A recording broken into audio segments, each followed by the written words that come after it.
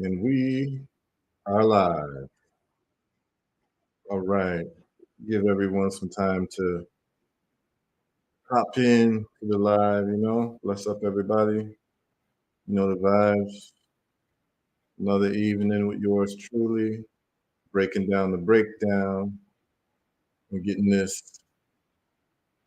world view in action together. You know what I'm saying? So, we let people come in, give people some time. We like to start off. We can start off with some music. So you know how it go. We always got the music rinsing. Those tuned in. Blessed love, Kashaku. Yes, we let people just come on in. Today should be very informative as well. So let's check out what's going on with good sister Desiree.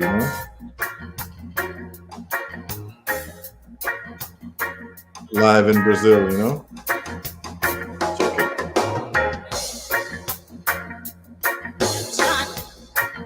Let people come in before we start. We have a powerful show today. Enemy want to make your right wrong. Hold your corner, keep chanting sound. Watch how big the situation. Watch no one not good for you, but that's how way wrong. To avoid the circumstances that may come. And the negative energies, persecution. Look at the crowd, psychological breakdowns and some frustration. Don't destroy yourself with depression. Suicidal thoughts kick out fire blazing. So much trouble on that road, got to stand firm. Everything gonna work out in due time. Let pestilence run them out, cause I run. One of our giants, in the music world, Desiree. Liana to the flag, fire flying. Again, Sacred nation and the God keep on trying. There will come and ease the pain. Ease the pain. Our refuge and best friend. Best friend. His mercies everlasting. Converting will take care of everything. Ignite the faith, it can move mountains. More confidence, no room for doubting. And one night, people of us sin. So weary of tribulation, walking on the tightrope with hopes of winning. And no matter what happens, count your blessing. Higher force is gonna deal with the resting. Them got test process and them as oppressing. Systematic claustrophobics outreaching. You and them one is schooling of their teaching. Missionary murderer culture killing. When father flip out on them, will be chilling. When the table turn on them, will be smiling. Lion type of man as in get full beating. Good over evil each time, ain't no question. So 10,000 it can fall and die. Desiree, I will come and ease the pain. It's called Ease the Pain, Our refuge and best friend. Best friend. His mercy everlasting. Comforting will take care of everything. All right. Redemption.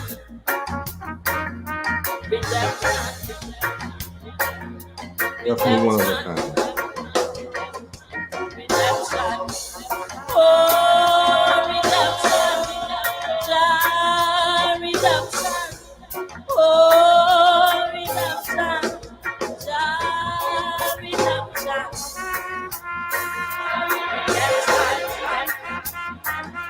Redemption. Redemption. Oh, redemption. Oh, redemption. I hear that musician Oh, redemption.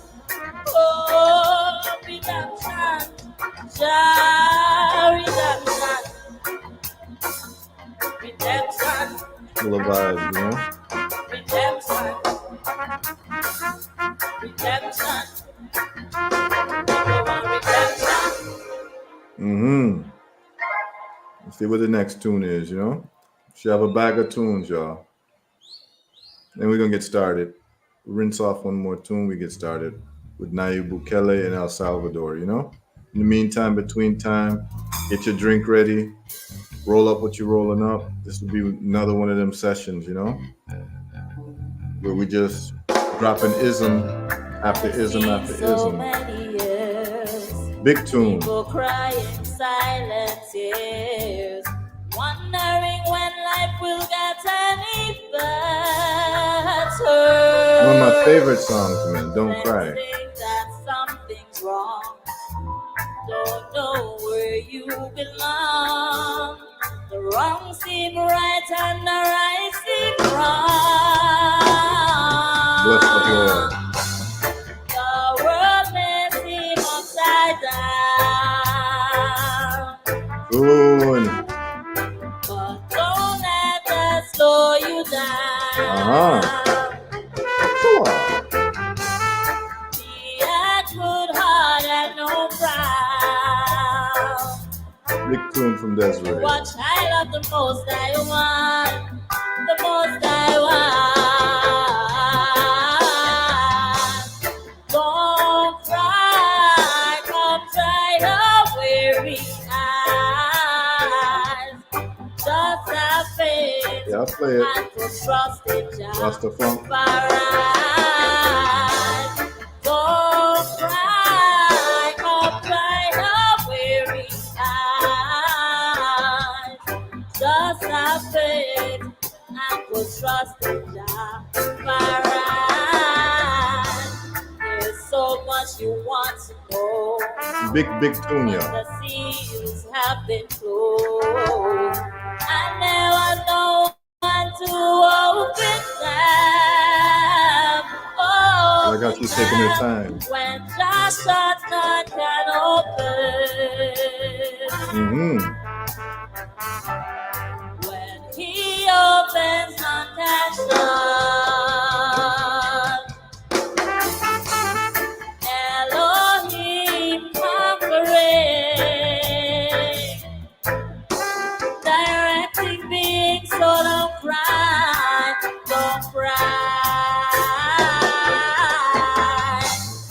Don't cry, come dry your weary eyes. Just have faith and put trust in Jah. Don't cry, come dry your weary eyes. Just have faith and put trust in Jah. Don't cry, come dry your weary eyes. Just have faith and put trust in Jah. Don't cry, come dry your weary eyes. Just have faith and put trust in Jah.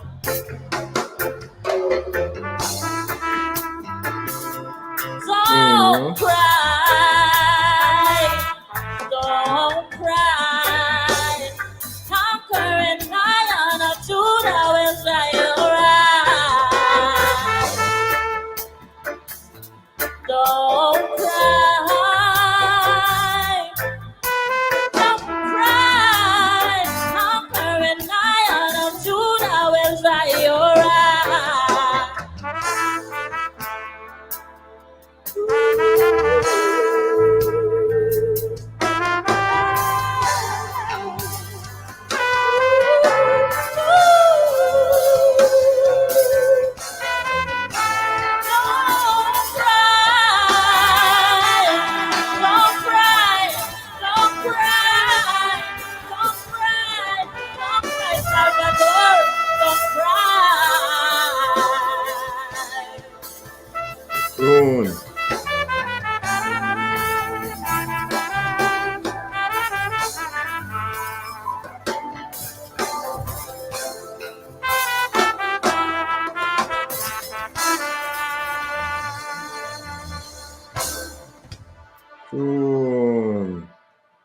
So I like to do, we like to start it off, we like to start it off with serious music and vibes, Hopefully we don't get player hated. It shouldn't be because, this is more independent music.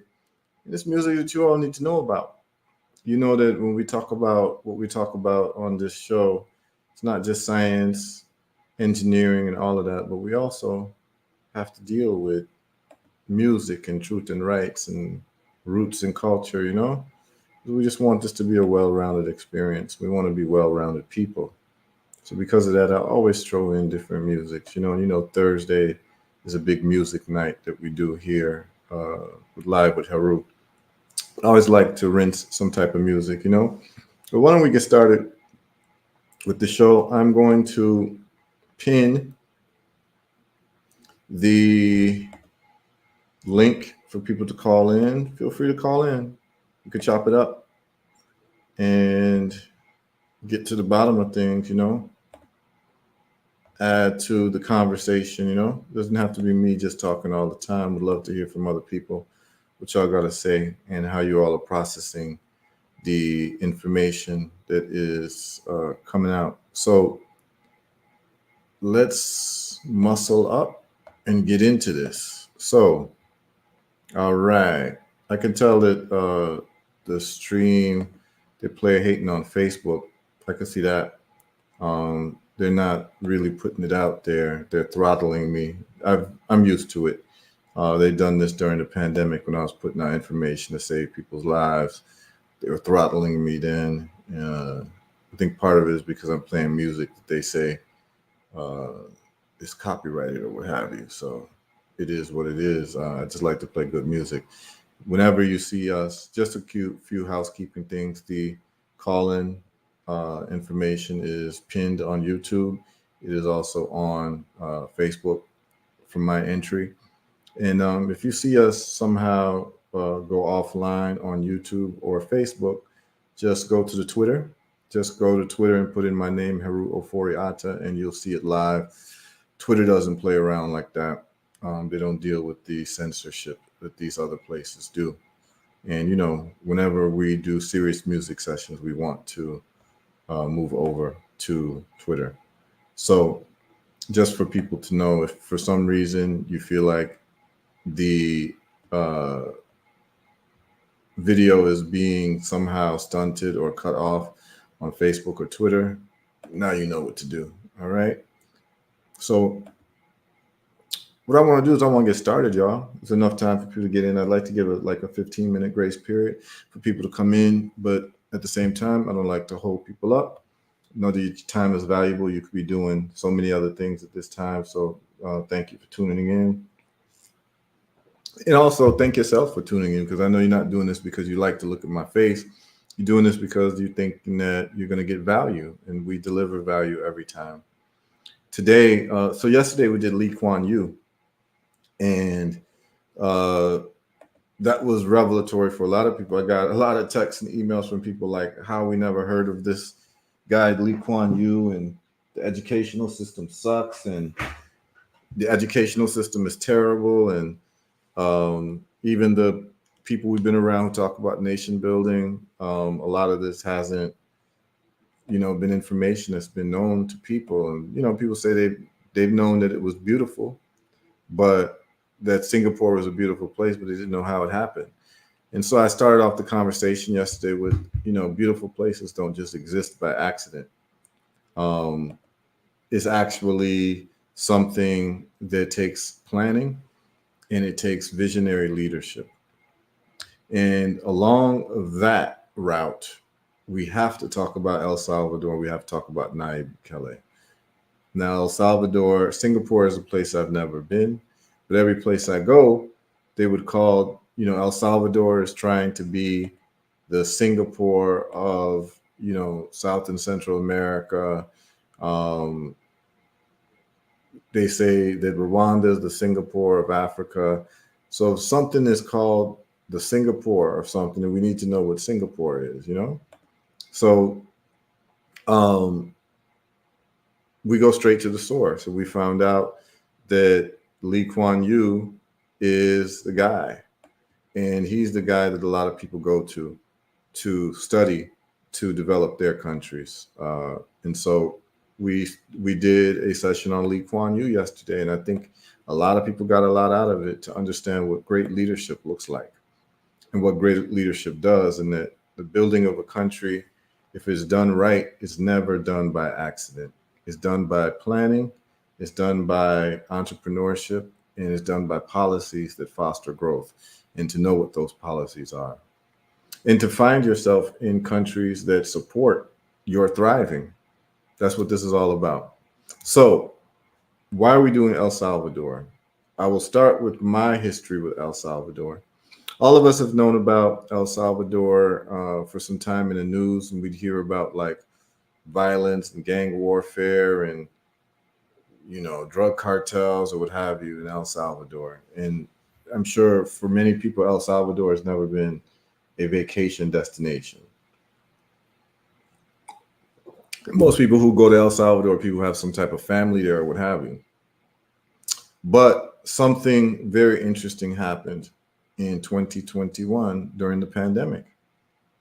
Um, and what I'd like to show you is the news that I saw.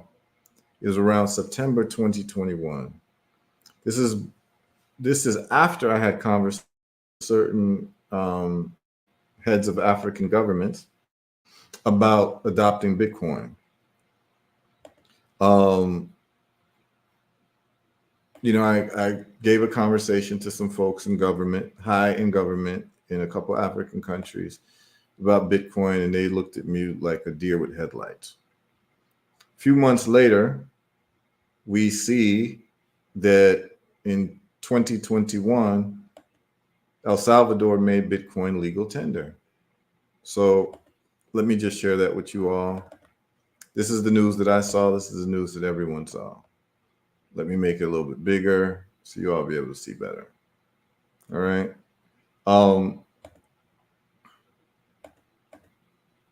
In a world first, El Salvador makes Bitcoin legal tender. Right. And this was news from June 9th, 2021. When I saw this news, I knew that it was on and popping.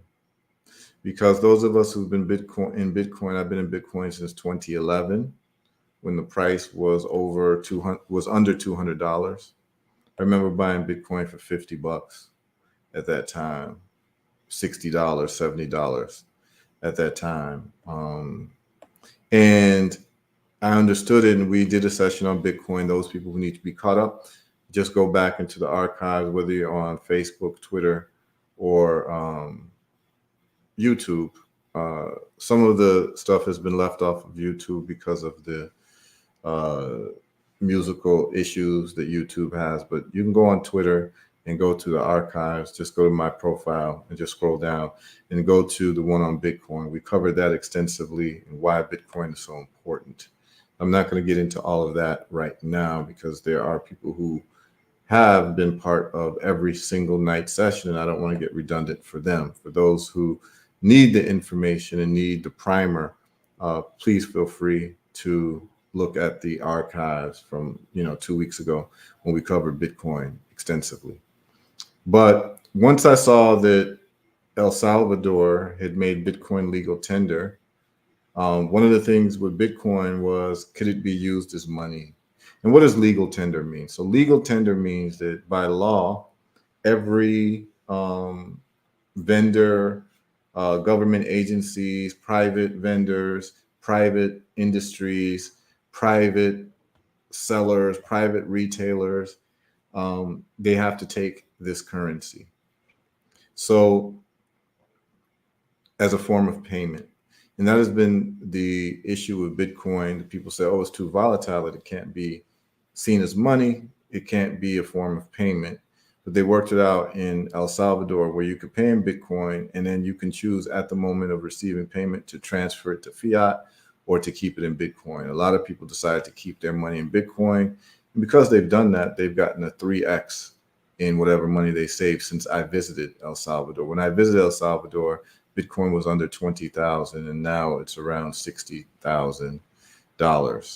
70,000. It's about $74,000. Hit a high of 74 or 73 a couple weeks ago. It's gone back down to 60 or 59.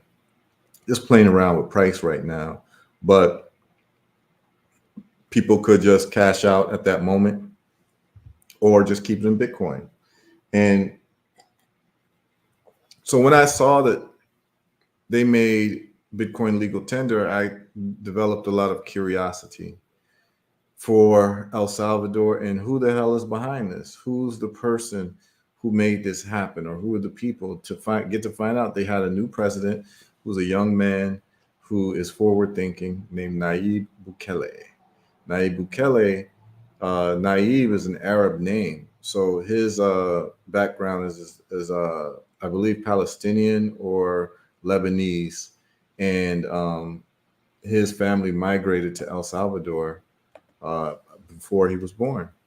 And so he grew up in El Salvador. He became the mayor of a city, San Salvador. And then he became president. I believe he was a senator as well, but he's their 43rd president. And very interesting story. But we're going to get into some of the videos so you all can look at. But he was born in San Salvador, and his father was a businessman and industrial chemist. And they're coming from, let me just make sure the country that he's coming from to get the right ethnicity. Da-da-da. Yep, Palestinian. Yep, he's Palestinian. His parents, grandparents, Palestinian, and they moved to El Salvador and picked up the Spanish and all that. And the son becomes the president of the country. What a story, right? And he institutes Bitcoin to be legal tender. So you can pay your taxes in Bitcoin. You can pay for property in Bitcoin there. You can do everything in Bitcoin. So to me, this was a great laboratory that opened up. So what did I do? I booked a ticket. I booked a ticket to go to El Salvador. I didn't know anyone there, but it was important to me to witness history and then to also take the intelligence back of what it looked like in real time, because you could not rely on the news, of course, to get your information. I learned a long time ago that if you want the information about a country, you got to go there yourself. The news will never tell you what you are interested in hearing in terms of what the real situation is on the ground. The news is just a marketing arm of a government. So I happened to be in Florida at the time, and I booked a ticket to El Salvador. Round trip ticket cost me $200 from Fort Lauderdale. And the flight was a direct flight that was about 2-hour flight, and you're in San Salvador, which is the capital city of El Salvador. It's a seamless flight. So let me show you some pictures of my time there. I'll show you some of the things I posted on Instagram. So I went there for Bitcoin, but when I left, I learned so much more than just about Bitcoin there. So let me share this. So I get there, and of course, the first thing that I see at the airport is this. Let me make this a little bit bigger. See if I can, yeah, that's pretty good. Let me make just one smaller. Okay, y'all can see that. I wrote, I'm presently, let me make sure that you guys can see this. Let me go to StreamYard real quick. Okay, yeah, you all can see it. You all can hear me okay? You can see everything all right? Just let me know.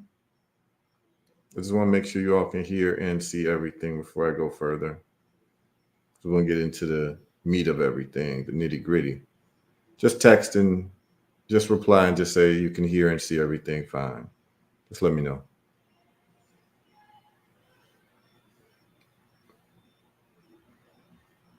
Okay. All right, good. You can hear. Okay, cool. All right. So I get to El Salvador and I make this post and I'm saying this is at the airport, by the way. And I'm saying here, sorry, sorry for a second, y'all. I just lost my place. Right here. This is when I got to El Salvador. Okay, so I'm just saying that I went there to look at their Bitcoin ecosystem, right? And their policies. Now, what I did here was at the airport, when you go to customs, they allow you to pay in Bitcoin. You see right there, Bitcoin, or you could pay with a credit card or what have you. But I believe it's like $10 for the entrance fee to the country.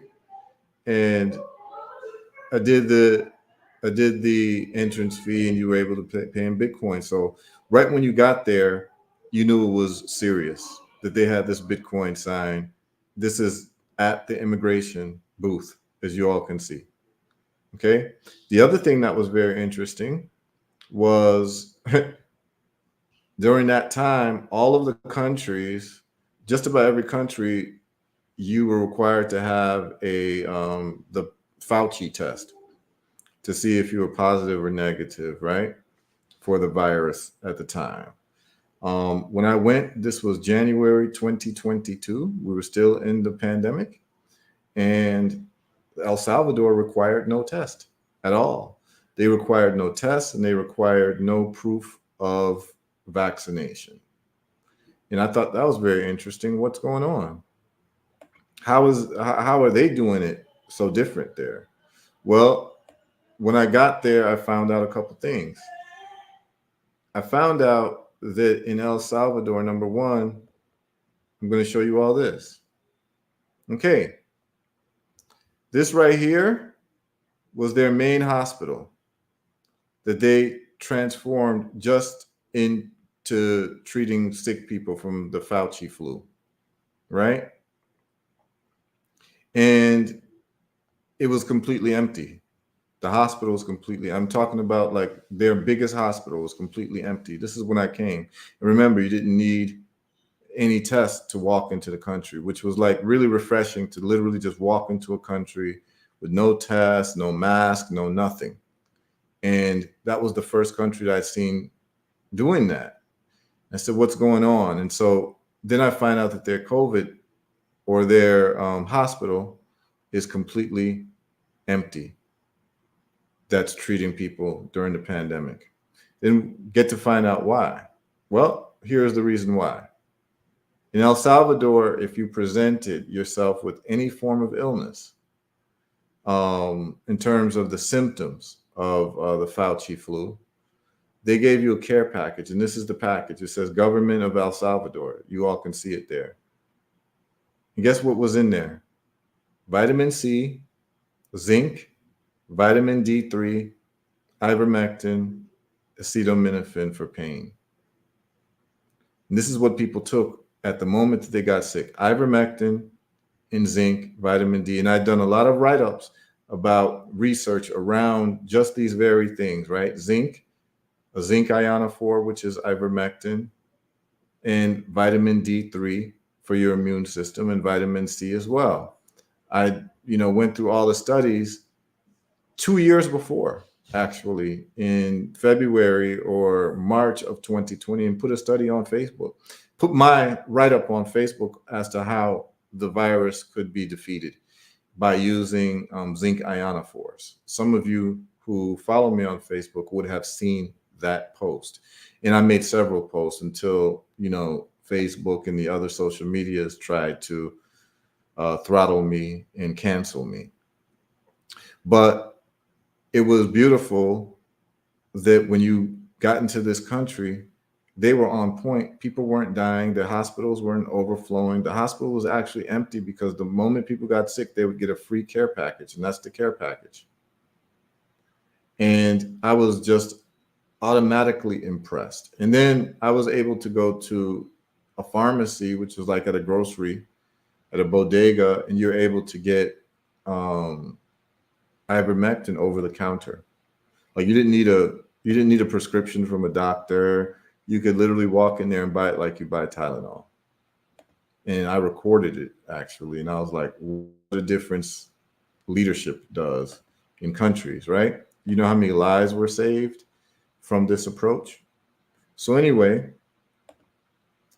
I'm impressed. My first day there, this is what I find out. My first day there, I was able to buy ivermectin over the counter. It cost me like $10. You understand what I'm saying? Um, and that began my love affair with El Salvador. So when I got to El Salvador, of course, I'm doing what I do. I'm checking out Bitcoin. I'm mining Bitcoin on my laptop right there. You see me mining Bitcoin in San Salvador, shows I'm in San Salvador. And I'm just enjoying the hotel where I'm staying. You can see the swimming pool, the waterfalls, and all that. I paid for that hotel in Bitcoin. At the time, it was like, I think it was like $50 a night. So then I went to the place where it all started called El Zante, which is known as Bitcoin Beach. They're the ones who started the Bitcoin project. And so this is pictures of El Zante. It's a surfing community. They're the ones who started taking Bitcoin. Then it spread out to the whole country and became legal tender. So you see El Zante, you have a surfboard. This is one of the hotels you stay at, Bitcoin sign right there. Like I was like, wow, this is a whole different world. This is one of the resort hotels. Look how beautiful it is. Bitcoin as well, right? The hotel is called Palo Verde Sustainable Hotel, and beautiful, and it's right on the ocean as well. As you see this infinity pool. So I just was taking pictures. I interviewed some people as well. This is where they're going to have Bitcoin City. It's going to be powered by a volcano. So that's the video there, just showing you all a little bit of that video. They want to build a city where Bitcoin is the only money and is run by electric vehicles, and it is powered by the geothermal from the volcano, and the volcano is actually running Bitcoin miners as well, with waste energy and heat energy coming from a dormant volcano. And so this is where they plan to have Bitcoin City. And I definitely was interested in buying some land there. Like I said, when I went to El Salvador, I didn't speak any Spanish. I was just really learning Spanish when I was there, because that's what you have to speak. I mean, there are some people who speak English, but the overwhelming majority of people speak Spanish. You got to learn Spanish if you're going to really thrive in El Salvador, even though some people do speak English. And there's a lot of American expats and European expats who do speak English, who have moved and they've sold all their possessions. They live in El Salvador now because of Nayib Bukele.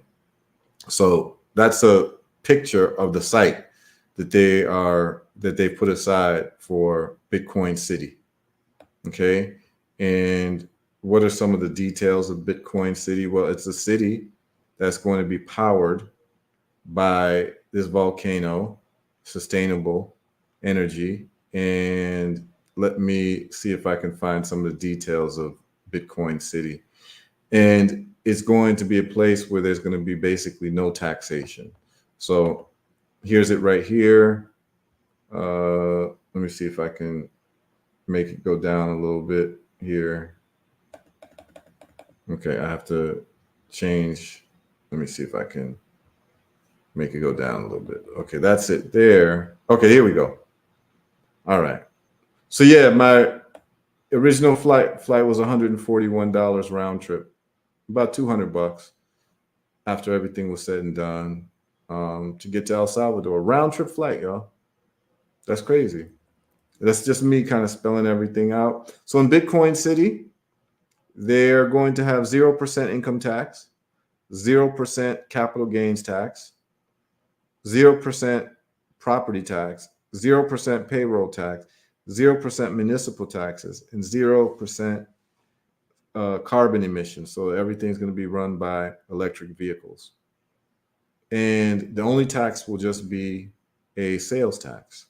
right? Whatever you buy, then you have a tax. But there's no income tax. There's no capital gains tax. In other words, you can't get taxed on any profit from your investments. No property tax, all of that. So I'm all about that life. And I went there to investigate for myself, and this is the information that I got. There's nothing beats primary source investigation, right? All right. So, and it was completely safe. Like, you go to a country, when you get the feeling of looking around your back, that did not exist there. This is the surfing village. I took surfing lessons while I was there. El Zante is called Bitcoin Beach.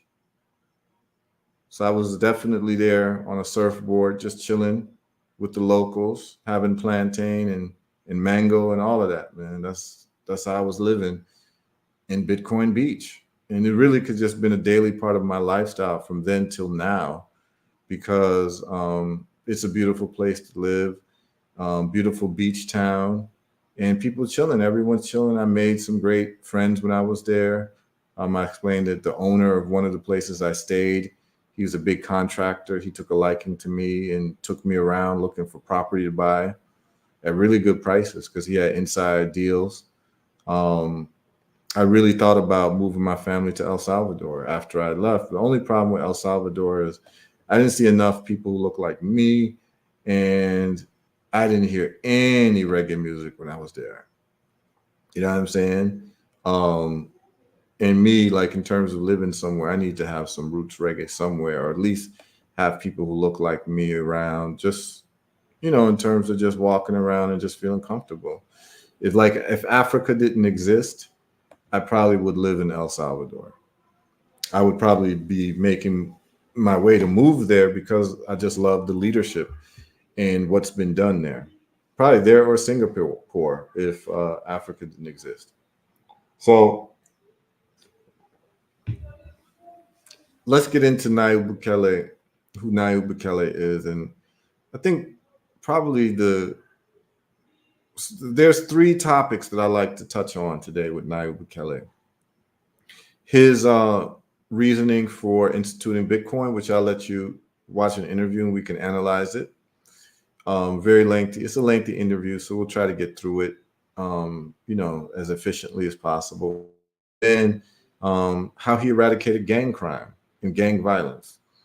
And then the third thing is his work to eradicate corruption in the country. And he just did something crazy. I wouldn't say crazy, but crazy isn't good. And I want to show you all this. You all need to see this. And this was last couple days ago. This was on April 26th. So I want to play this for you all. So, and I saw this when it was happening because I follow him on Twitter. That's one of the things also that, like, I knew this right when it happened because I follow him on Twitter. So I want y'all to see this. So let me just set the stage for you all. Nayib Bukele, the president, he called in his executive staff, like all of the different ministers, like the executive branch. And he breaks to them all the news at the meeting that they're all under investigation.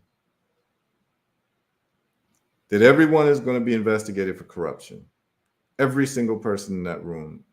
They were not forewarned of it, nothing. And you can start to see who's looking uncomfortable. So I want y'all to see this. Like, this has never been seen before. So check this out. And then I'll get into some of his history, have him speak for himself and all of that. But I want y'all to watch this. And let me make this at 1.25 speed. Okay, I want y'all to see this. So it's a couple minutes long. Check this out, y'all. Le quiero pedir en público de que investiguemos a todos los que están acá. Para atrás y para adelante. Yo me imagino que pues no hay ningún problema, ¿no? That's his cabinet.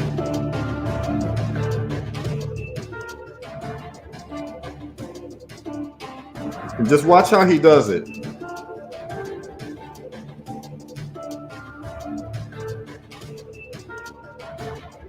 Yeah, watch how he does it.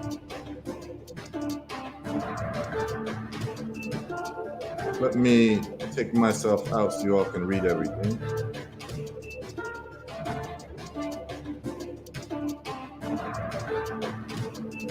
Yep. He gathered them all to a surprise meeting and then told them all they're under investigation. Listen how he says it.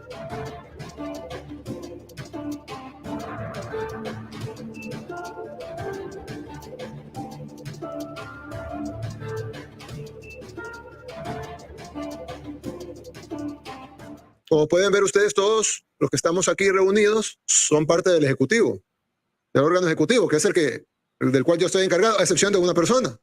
Es el fiscal general que está aquí, él no es del Ejecutivo. Y está acá por una razón bien sencilla. Y es porque le quiero pedir en público de que investiguemos a todos los que están acá. Para atrás y para adelante. He said, investigate everyone in this room sitting here in the executive branch, including me, for past activities and future activities. Just like that.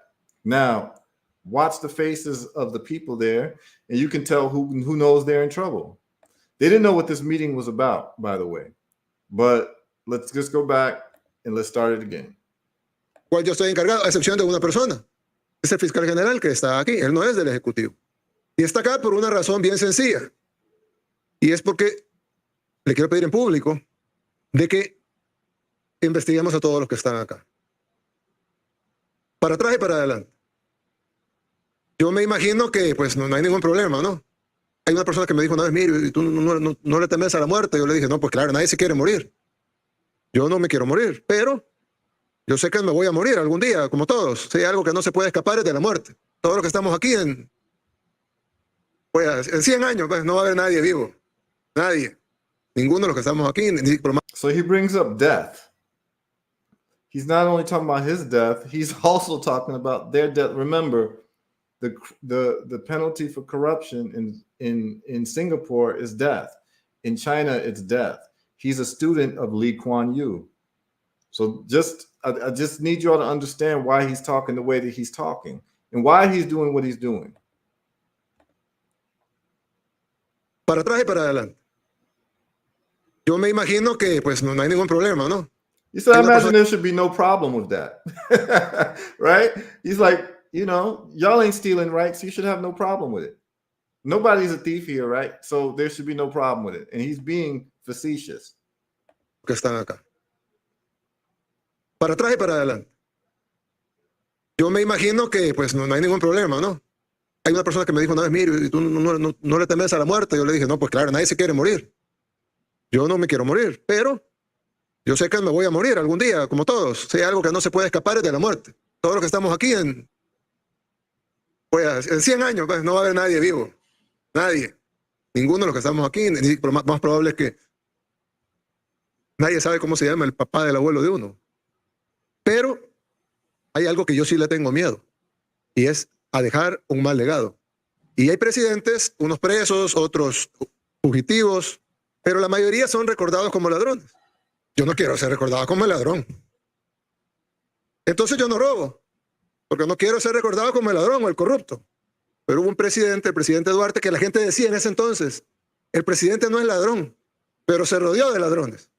Y en algún momento representó una esperanza para el pueblo salvadoreño. Pero si acaso es verdad que él no robó, qué tonto fue.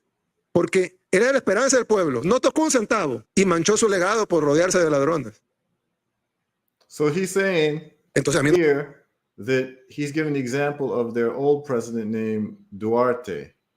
And, you know, he insisted that he didn't steal, but the problem was that all of the people around him were thieves.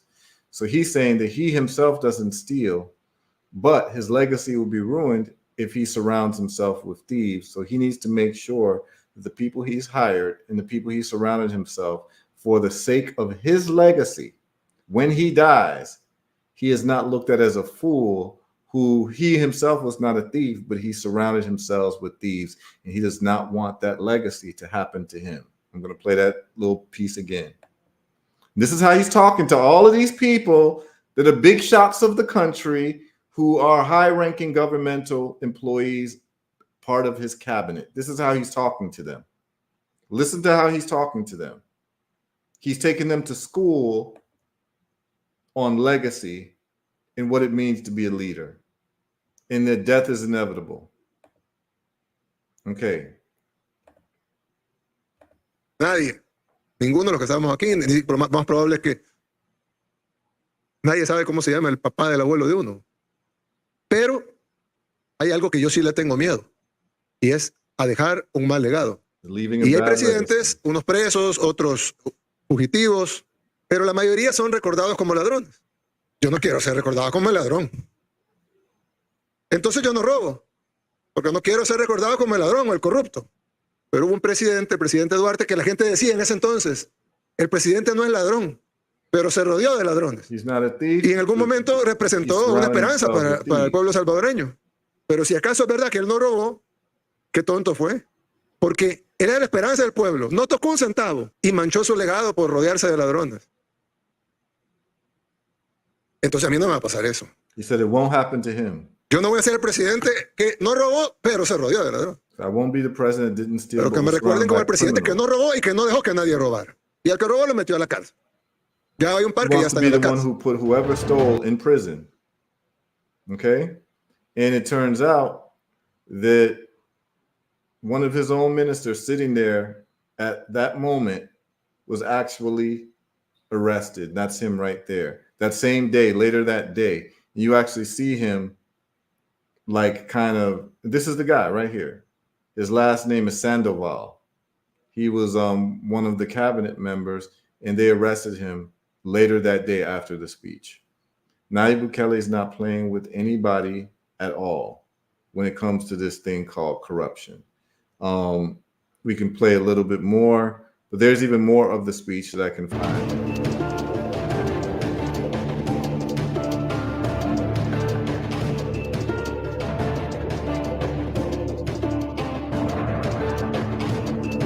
He was doing what most of these government officials do, using his position to demand money from individuals and companies. And he got rooted out. And there's his face right there for everyone to see. The same day of the speech. I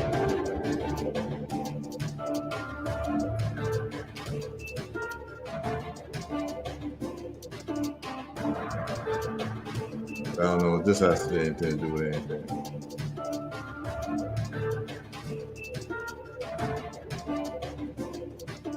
Lo que conocíamos como ese estado criminal paralelo que this is about the gangs. Las pandillas terroristas en este país. He basically destroyed them. Ese estado criminal ya está destruido, y no solo destruido, ya está acusado formalmente.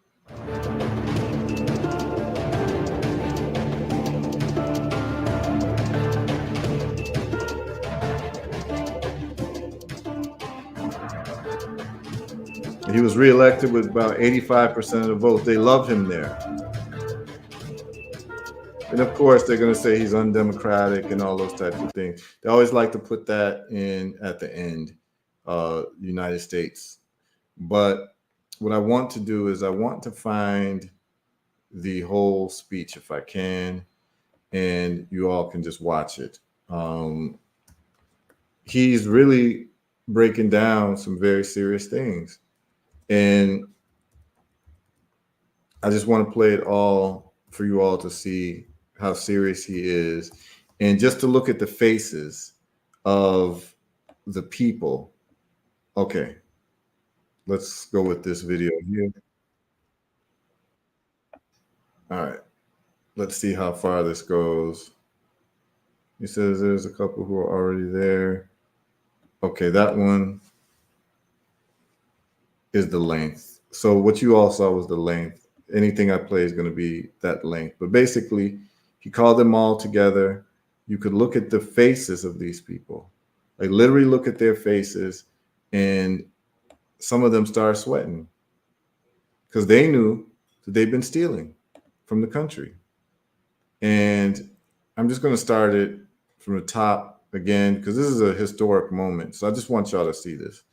And what he's saying. But when he's talking this time, I want y'all to look at the faces of the people who look very uncomfortable.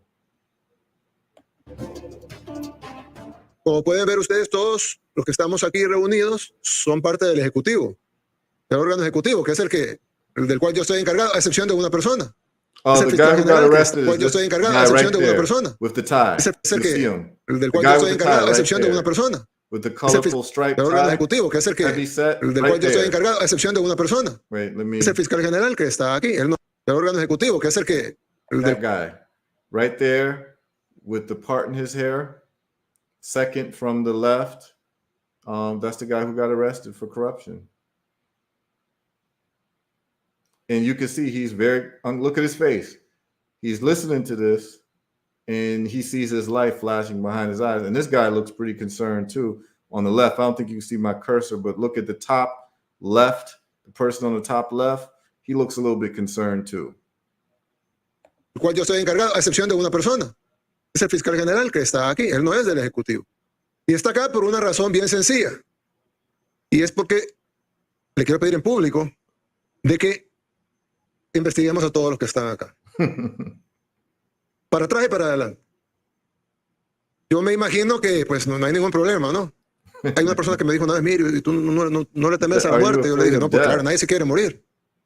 Yo no me quiero morir, pero yo sé que me voy a morir algún día, como todos. Si hay algo que no se puede escapar es de la muerte. Todos los que estamos aquí pues, en 100 años pues, no va a haber nadie vivo. Nadie. Ninguno de los que estamos aquí. Más probable es que nadie sabe cómo se llama el papá del abuelo de uno. Pero hay algo que yo sí le tengo miedo. Y es a dejar un mal legado. Y hay presidentes, unos presos, otros fugitivos, pero la mayoría son recordados como ladrones. Yo no quiero ser recordado como el ladrón. Entonces yo no robo, porque no quiero ser recordado como el ladrón o el corrupto. Pero hubo un presidente, el presidente Duarte, que la gente decía en ese entonces, el presidente no es ladrón, pero se rodeó de ladrones. Y en algún momento representó una esperanza para el pueblo salvadoreño. Pero si acaso es verdad que él no robó, qué tonto fue. Porque era la esperanza del pueblo. No tocó un centavo y manchó su legado por rodearse de ladrones. Entonces a mí no me va a pasar eso. Yo no voy a ser el presidente que no robó, pero se rodeó de ladrones. Pero que me recuerden como el presidente que no robó y que no dejó que nadie robara. Y al que robó lo metió a la cárcel. Ya hay un par que ya están en la cárcel. Look at that. Yep.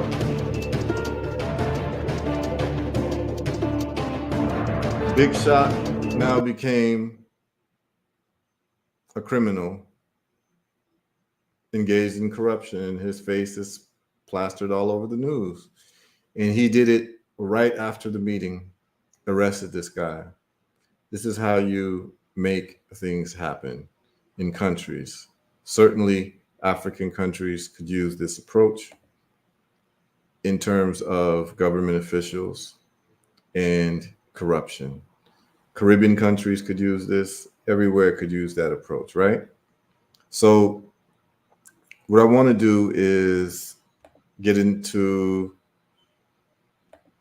El Salvador a little bit, and we can start looking at the country and Nayib Bukele, all right? So we get some sense of who he is. So let's get into that video right now. It's called How the World's Most Dangerous Country Solved a Murder.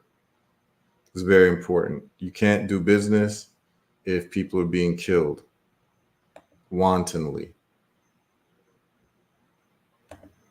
No, yeah, Bukele is not playing. Yup. Yup, he said not on his watch. Caribbean countries, first country, Dominica. Yo, he's not playing. Nope. He's not playing. He's not playing with anybody on any given day. So we're going to get into how he solved the gang problem. We see gang problems in Chicago. We see gang problems in different countries. We see them in Jamaica. Let's see how he dealt with it.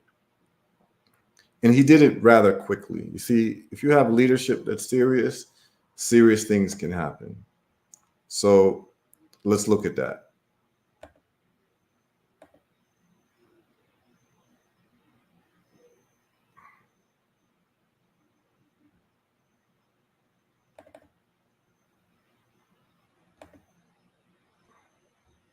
Here we go.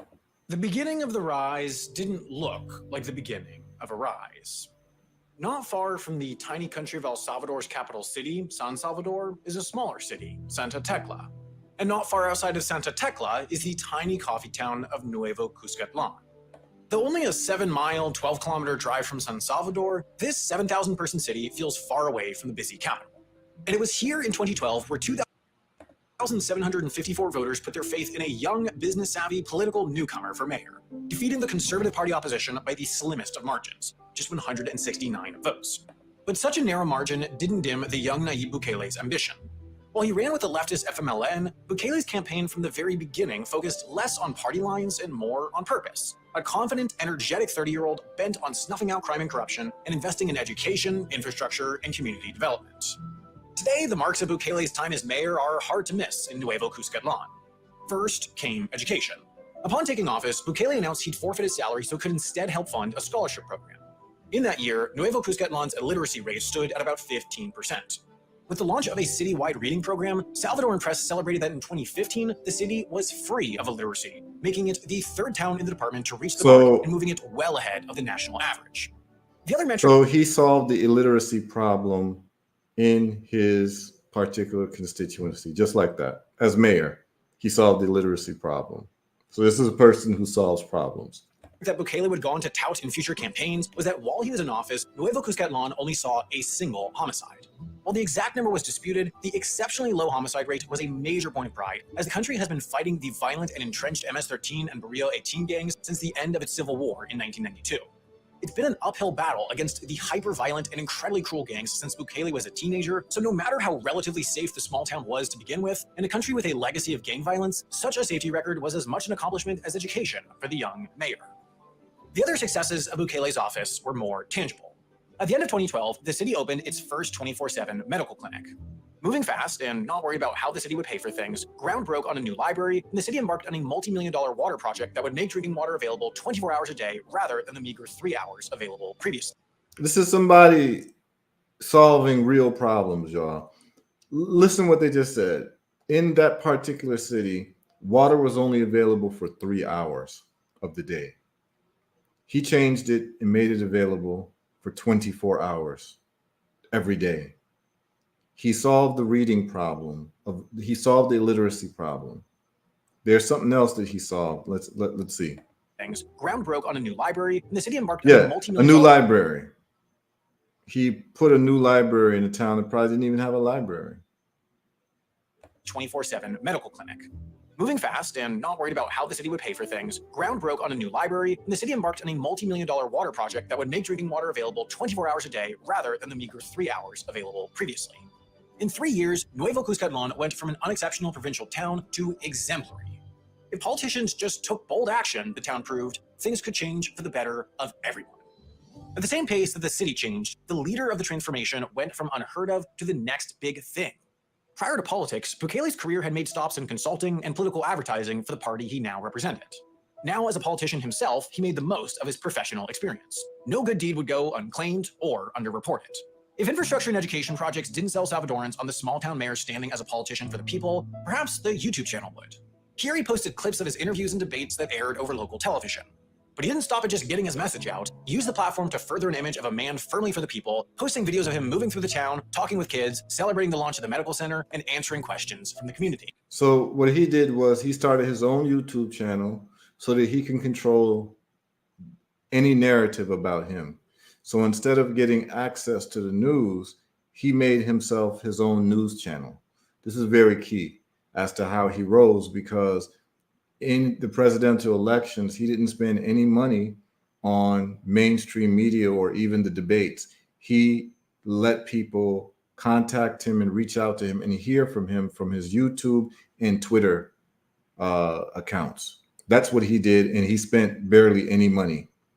This is how brilliant he was, because he was actually dealing with marketing for the political party that he's part of before he was actually a politician. So he knew that we're in a new age of marketing. We can't spend marketing dollars the same way with radio and TV. Most of the people, particularly the young people, are tuning into YouTube and Twitter. So he started making use of YouTube and Twitter as his own platforms where you could hear directly from him, and it doesn't have to be edited by anyone else or misunderstood or anything. He could speak for himself on his own YouTube channel. So he would just basically go on like I'm going on live and address the nation without any having to pay any TV stations any money for airtime, which was brilliant. The brand building wasn't confined to the internet either. On everything that the mayor touched, the library, the hospital, the signs at city limits and construction sites alike, and the podiums from which he spoke, was now a light blue N, which replaced the city's prior logo and highlighted the positive transformations directly connected to Nayib Bukele's term. The project worked. He remade the city, and in doing so, built a personal image as a champion of the people. So he did branding projects and take big swings. So anything that he had his hands on to change the city for the positive, he marked it with the light blue N for Nayib, so that you will never forget that he was the one behind this transformation. This guy is not playing. That's what you call branding.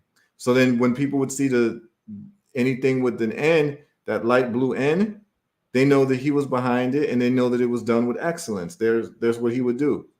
He would just put it there, and everyone would know this is Nayib Bukele made this park happen, made this library happen, made this hospital happen, made this clinic happen, made this water processing facility happen. So he would just mark it with an N. I mean, the guy's a genius, really. He remade the city, in doing so, built a personal image as a champion of the people, unafraid to greenlight big projects and take big swings.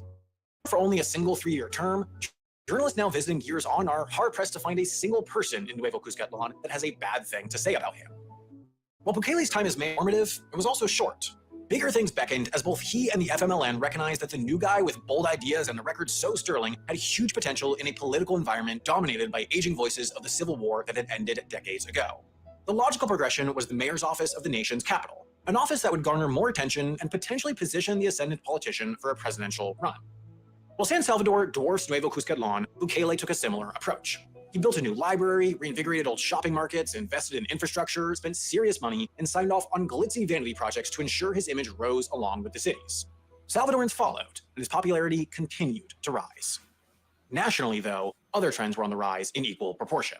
By the time Bukele took office, a truce between MS-13, Barrio 18, and the national government had recently collapsed. In 2 years, homicide rates had more than doubled, and by 2015, the country was seeing an average of 18 homicides a day, while its 103 homicides per 100,000 inhabitants had ballooned to the world's worst rate. At the very same time, the nation's prisons were beginning to overflow as the federal government leaned back into heavy-handed gang policies that threw more and more gang-affiliated Salvadorans behind bars. From 2010 to 2016, the country's total prison population grew by more than 11,000, while the incarceration rate hit 579. Far outpacing any other Central American country and nearing the top of the list globally. While Nayib Bukele's name recognition was expanding and image as a big idea reformer was sharpening, the country was crumbling. Gangs killed dispassionately, while the government arrested citizens indiscriminately. Salvadorans were nothing short of desperate for change, as the threat of gang violence now impacted every aspect of everyday life. Old politicians and old policies just weren't enough anymore. A lane emerged. For decades, El Salvador's politics effectively ran as a two-party system. It was FMLN or it was ARENA. No serious candidates would even consider running for high office without aligning themselves with one of the two. But despite surging popularity, Bukele's support from FMLN, his party was waning as he constantly broke rank and strayed from their platform. So in response, he was failing to get the votes of his own party members for some of his mayoral ambitions. They became the barrier to his goals. This quickly devolved into a of one criticizing the other and vice versa, before finally, Bukele gave them an excuse to get rid of him.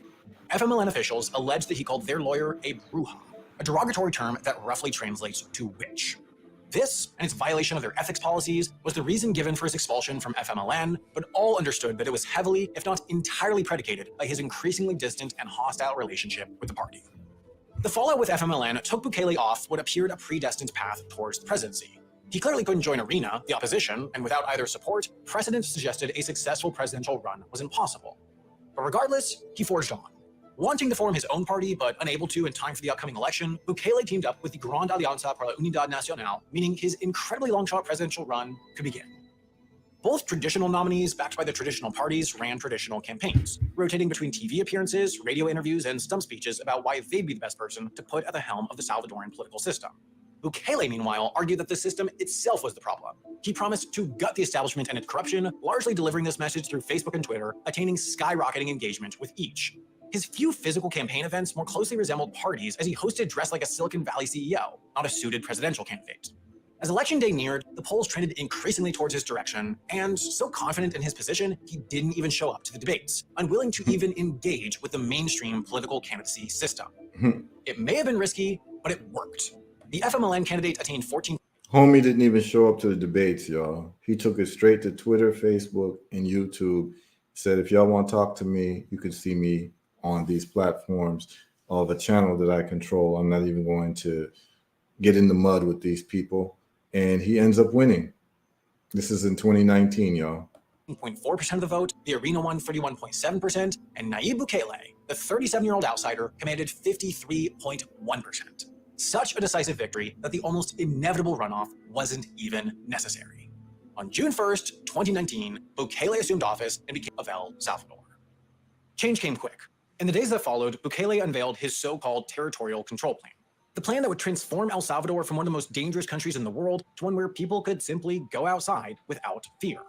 It reportedly had 6 phases, with a 7th to be implemented. That's all people want to do is just go outside without fear, y'all. How could you live in a country where going outside is a fearful activity? And many people who live in America live in neighborhoods like that. And it takes leadership, it takes vision, and it takes a certain level of organization and a certain level of integrity to make these things happen. And so we know that it can happen, right? We know that these problems can be solved. None of these problems that we see, whether you're from Haiti, whether you're from Jamaica, whether you're from Nigeria, whether you're from the Congo, wherever you're from, where there's some type of political or some type of economic upheaval, understand that it's about leadership. And if you have the right leadership, these things can be addressed and they can be dealt with quite quickly. And we see in case studies, and that's what this is all about. We saw the case study of Singapore, how it transformed.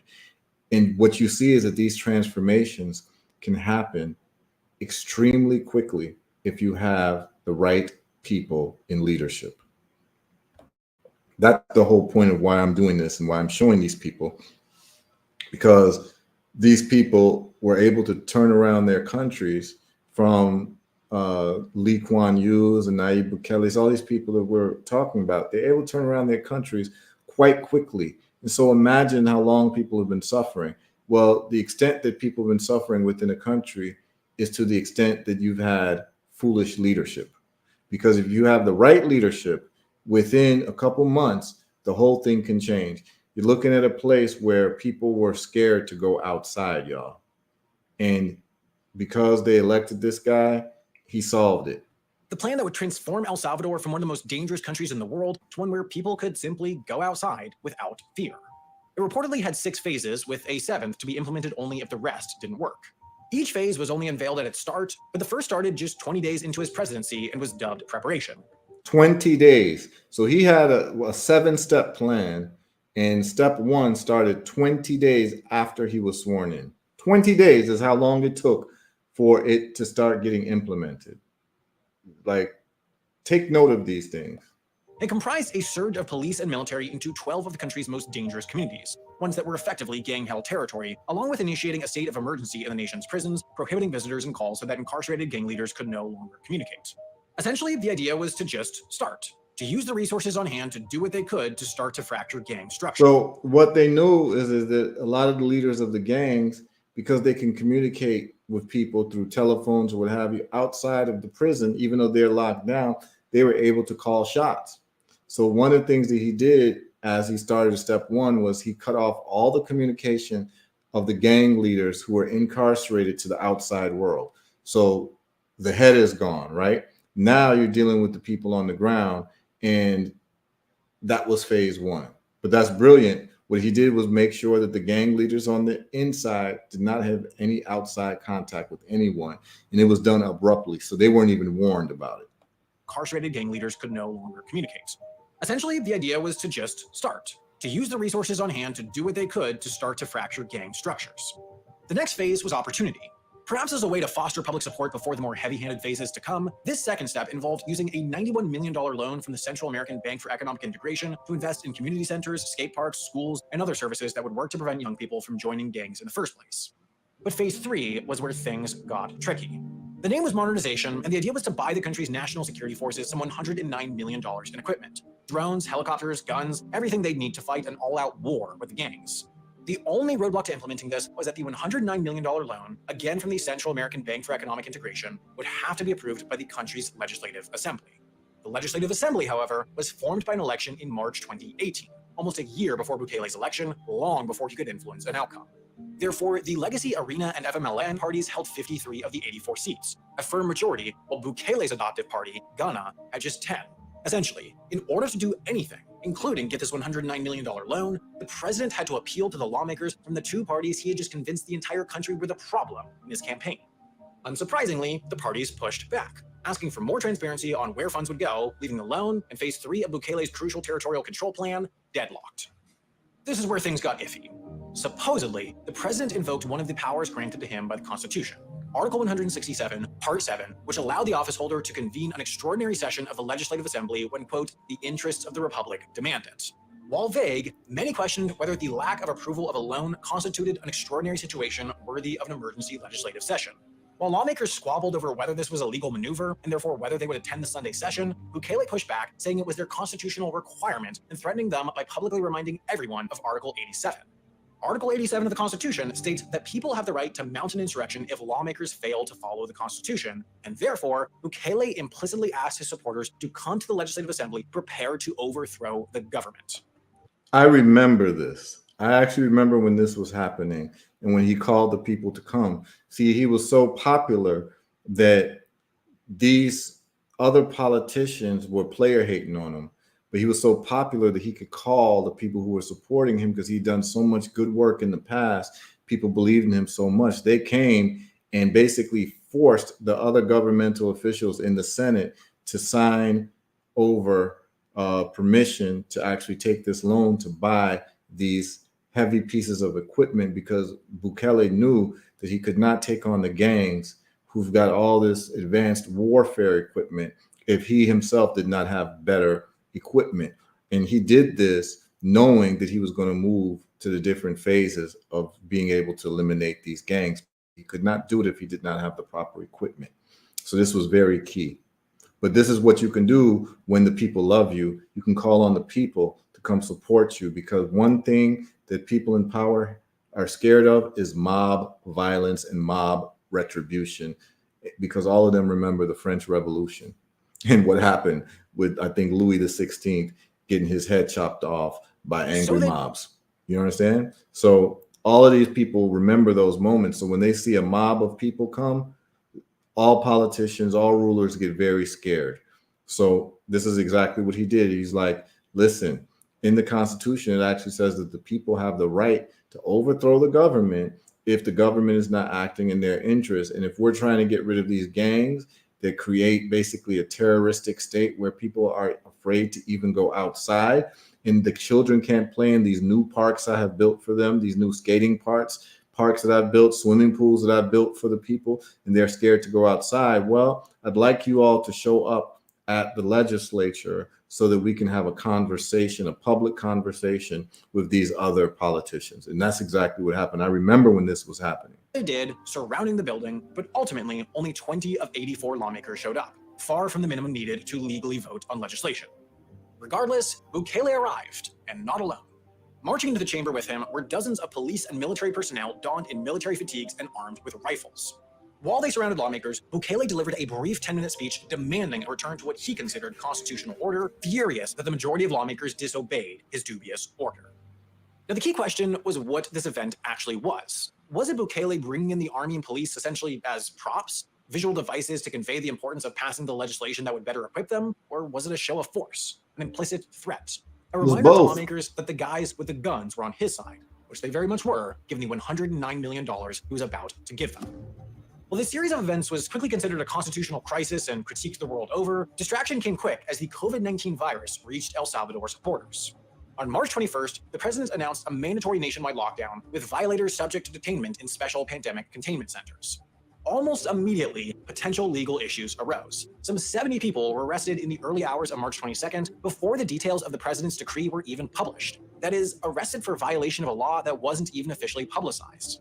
Others were arrested for not wearing masks, despite not yet being legally required, others still for traveling to jobs deemed essential by the decree itself. This is at the beginning of the It was a constitutionally pandemic. dubious law to begin with, but even then, it was applied arbitrarily and with problematically generous interpretation. In a matter of weeks, the Supreme Court struck the decree down, saying that detainment without due process could only happen in response to a suspicion that a person might be infected, not simply for violation of the lockdown order. Of course, Bukele pushed back, building a loophole, saying that those found in violation of the lockdown would not be held for violation of the order itself, but rather under suspicion that they might be infected because they violated lockdown orders. Put another way, the Supreme Court made a ruling, then Bukele and the police just decided to ignore it. The storyline continued in 2021. On February 28th, the country voted in a new legislative assembly, and Nuevas Ideas, the new party founded by the president, decisively swept. This was no surprise. Through this all, Bukele was incredibly popular. Opinion polling hovered around 90% approval rating, making him one of, if not the most popular president in the world. His popularity translated to his people love party him. winning 56 of 84 seats. That's to say, they alone held a majority. No longer would Bukele have to face the opposition of the majority of the Legislative Assembly. No longer would he need to concede to FMLA and Arena wishes. So just one major roadblock remains: the Supreme Court itself. Thanks to the new Nuevas Ideas majority, though, all it took was a vote. The president said the body was making arbitrary rulings that were impeding his ability to manage the pandemic. The national legislature voted to dismiss the 5 dissenting judges, and Bukele filled the bench with 5 new ones that would vote as he wished. Bukele now, by proxy, held all 3 branches of power: executive, legislative, and judicial, and with that he could do, well, just about anything he wanted. El Salvador's weekend of March 25th through 27th, 2022 was tragic. Nobody's exactly sure why, but the gangs were mad. Many speculate in response to the breakdown of a secret truce between them and the governments, special treatment in jail in exchange for relative peace on the streets. Whatever it was, some 87 seemingly random people were murdered, and Bukele was furious.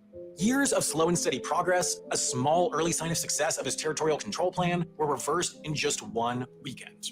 So he went to the Legislative Assembly, and they approved a 30-day so-called state of exception suspending constitutional rights. Police wouldn't have to tell people why they're being arrested, they wouldn't need to read them their rights, detainees wouldn't have a right to legal counsel, and they could be held for up to 15 days without seeing a judge. The state of exception paved the way for mass arbitrary detention. So that's exactly what came quick. Police and military swarmed gang strongholds, arresting any known members, but also arresting anyone who appeared that they could be in a gang. Tattoos by themselves were enough to get thrown in jail. Police were reportedly subject to daily arrest quotas and encountered little blowback for false arrests, pushing them to just arrest anyone that they could imagine being a gang member, regardless of facts or evidence. By midnight Sunday of that tragic weekend, some 600 people had been arrested. By the end of the week, 6,000. And now, 1 year on, with the state of exception having been renewed and renewed and renewed, nearly 70,000 suspected gang members have been detained.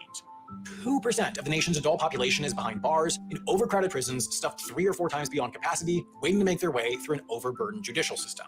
Mothers and fathers still search in desperation for their arrested children, unable to track them down in the system even after a year, but increasingly they're being sent here, the brand new Terrorism Confinement Center.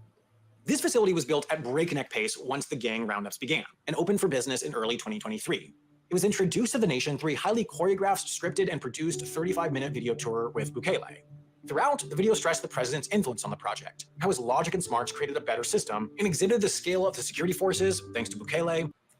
What you'll find, by the way, is whenever you have American commentators on people like Lee Kuan Yew or Nayib Bukele or Paul Kagame, they're always going to bring up, oh, he's a dictator, this and that. He has human rights abuses. They're always going to bring that up. They're going to tell, oh, these got people in prison.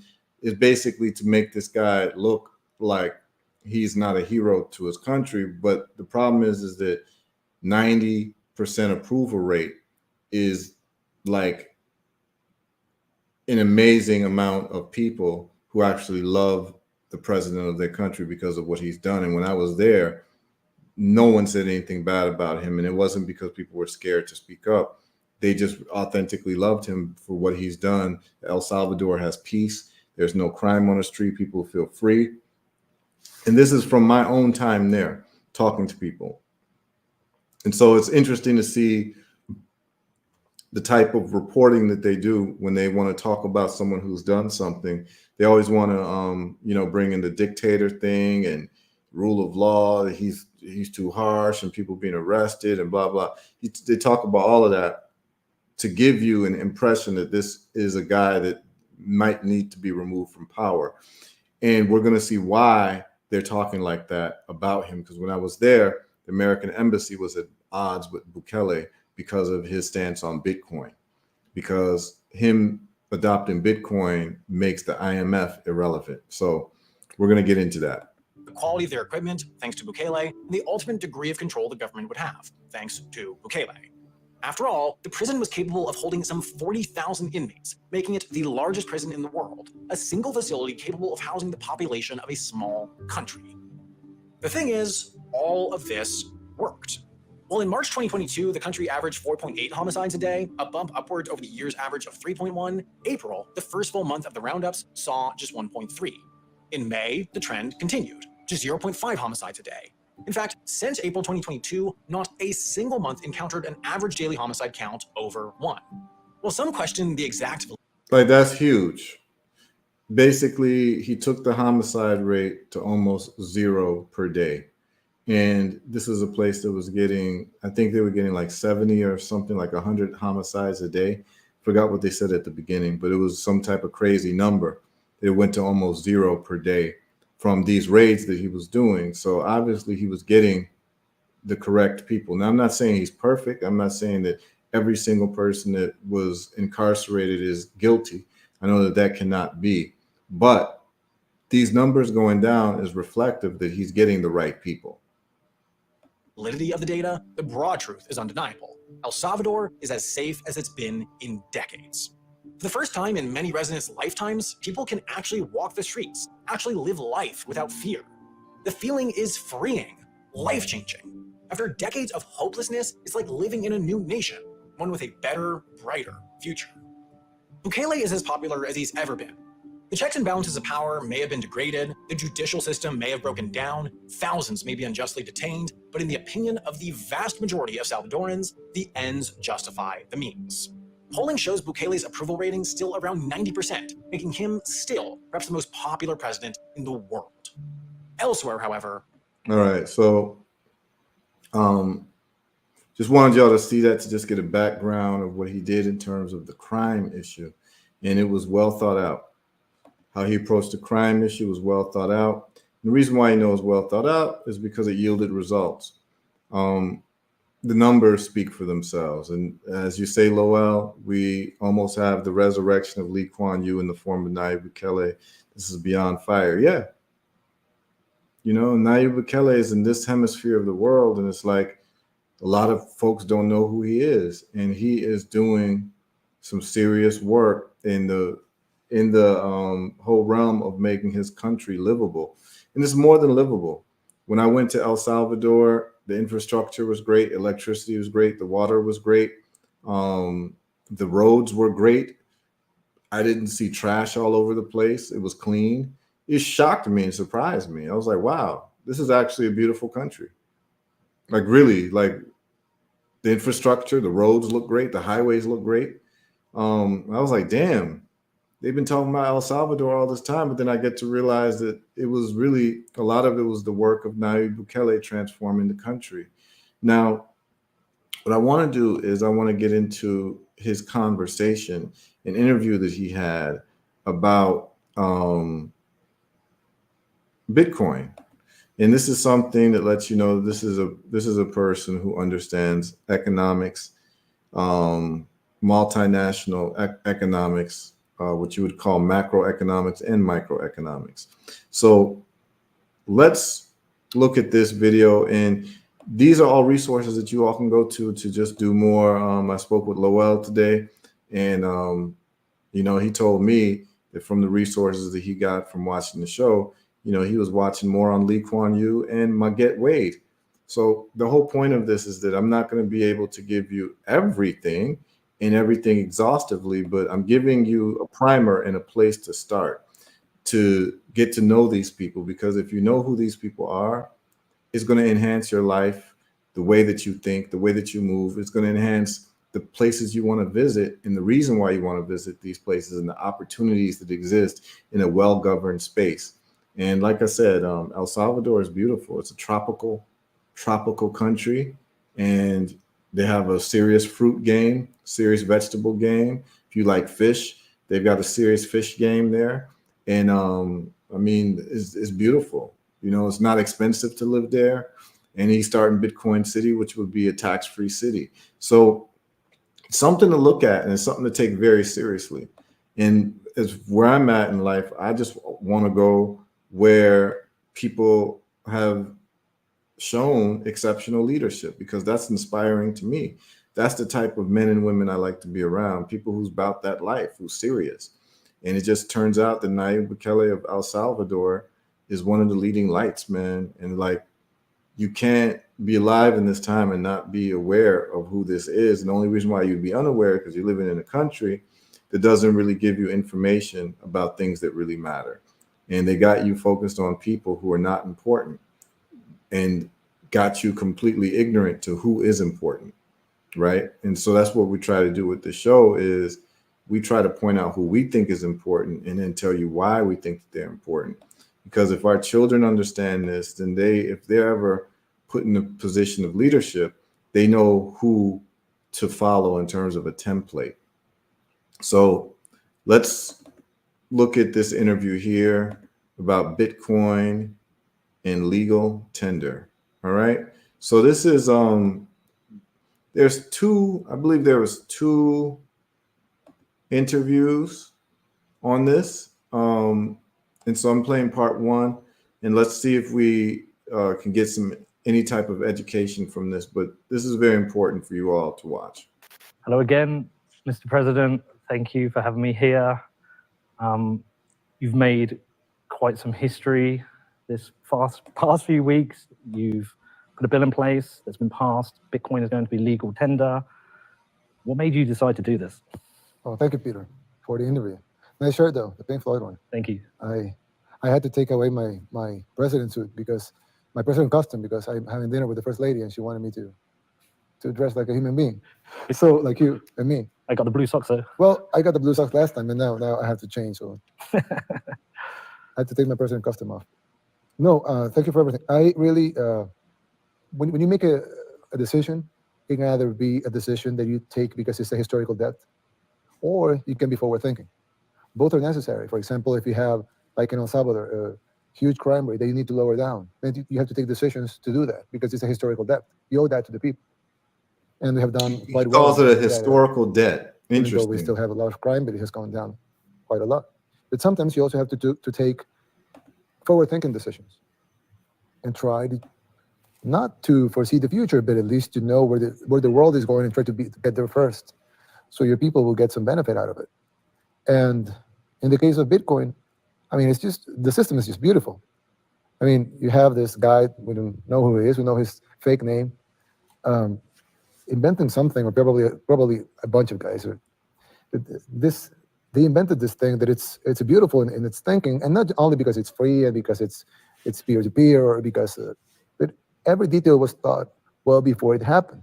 By the way, those of you listening, I want you to just imagine an African leader being able to talk about Bitcoin and economics this eloquently. Think about a Caribbean leader being able to talk about Bitcoin and understanding it this deeply and eloquently.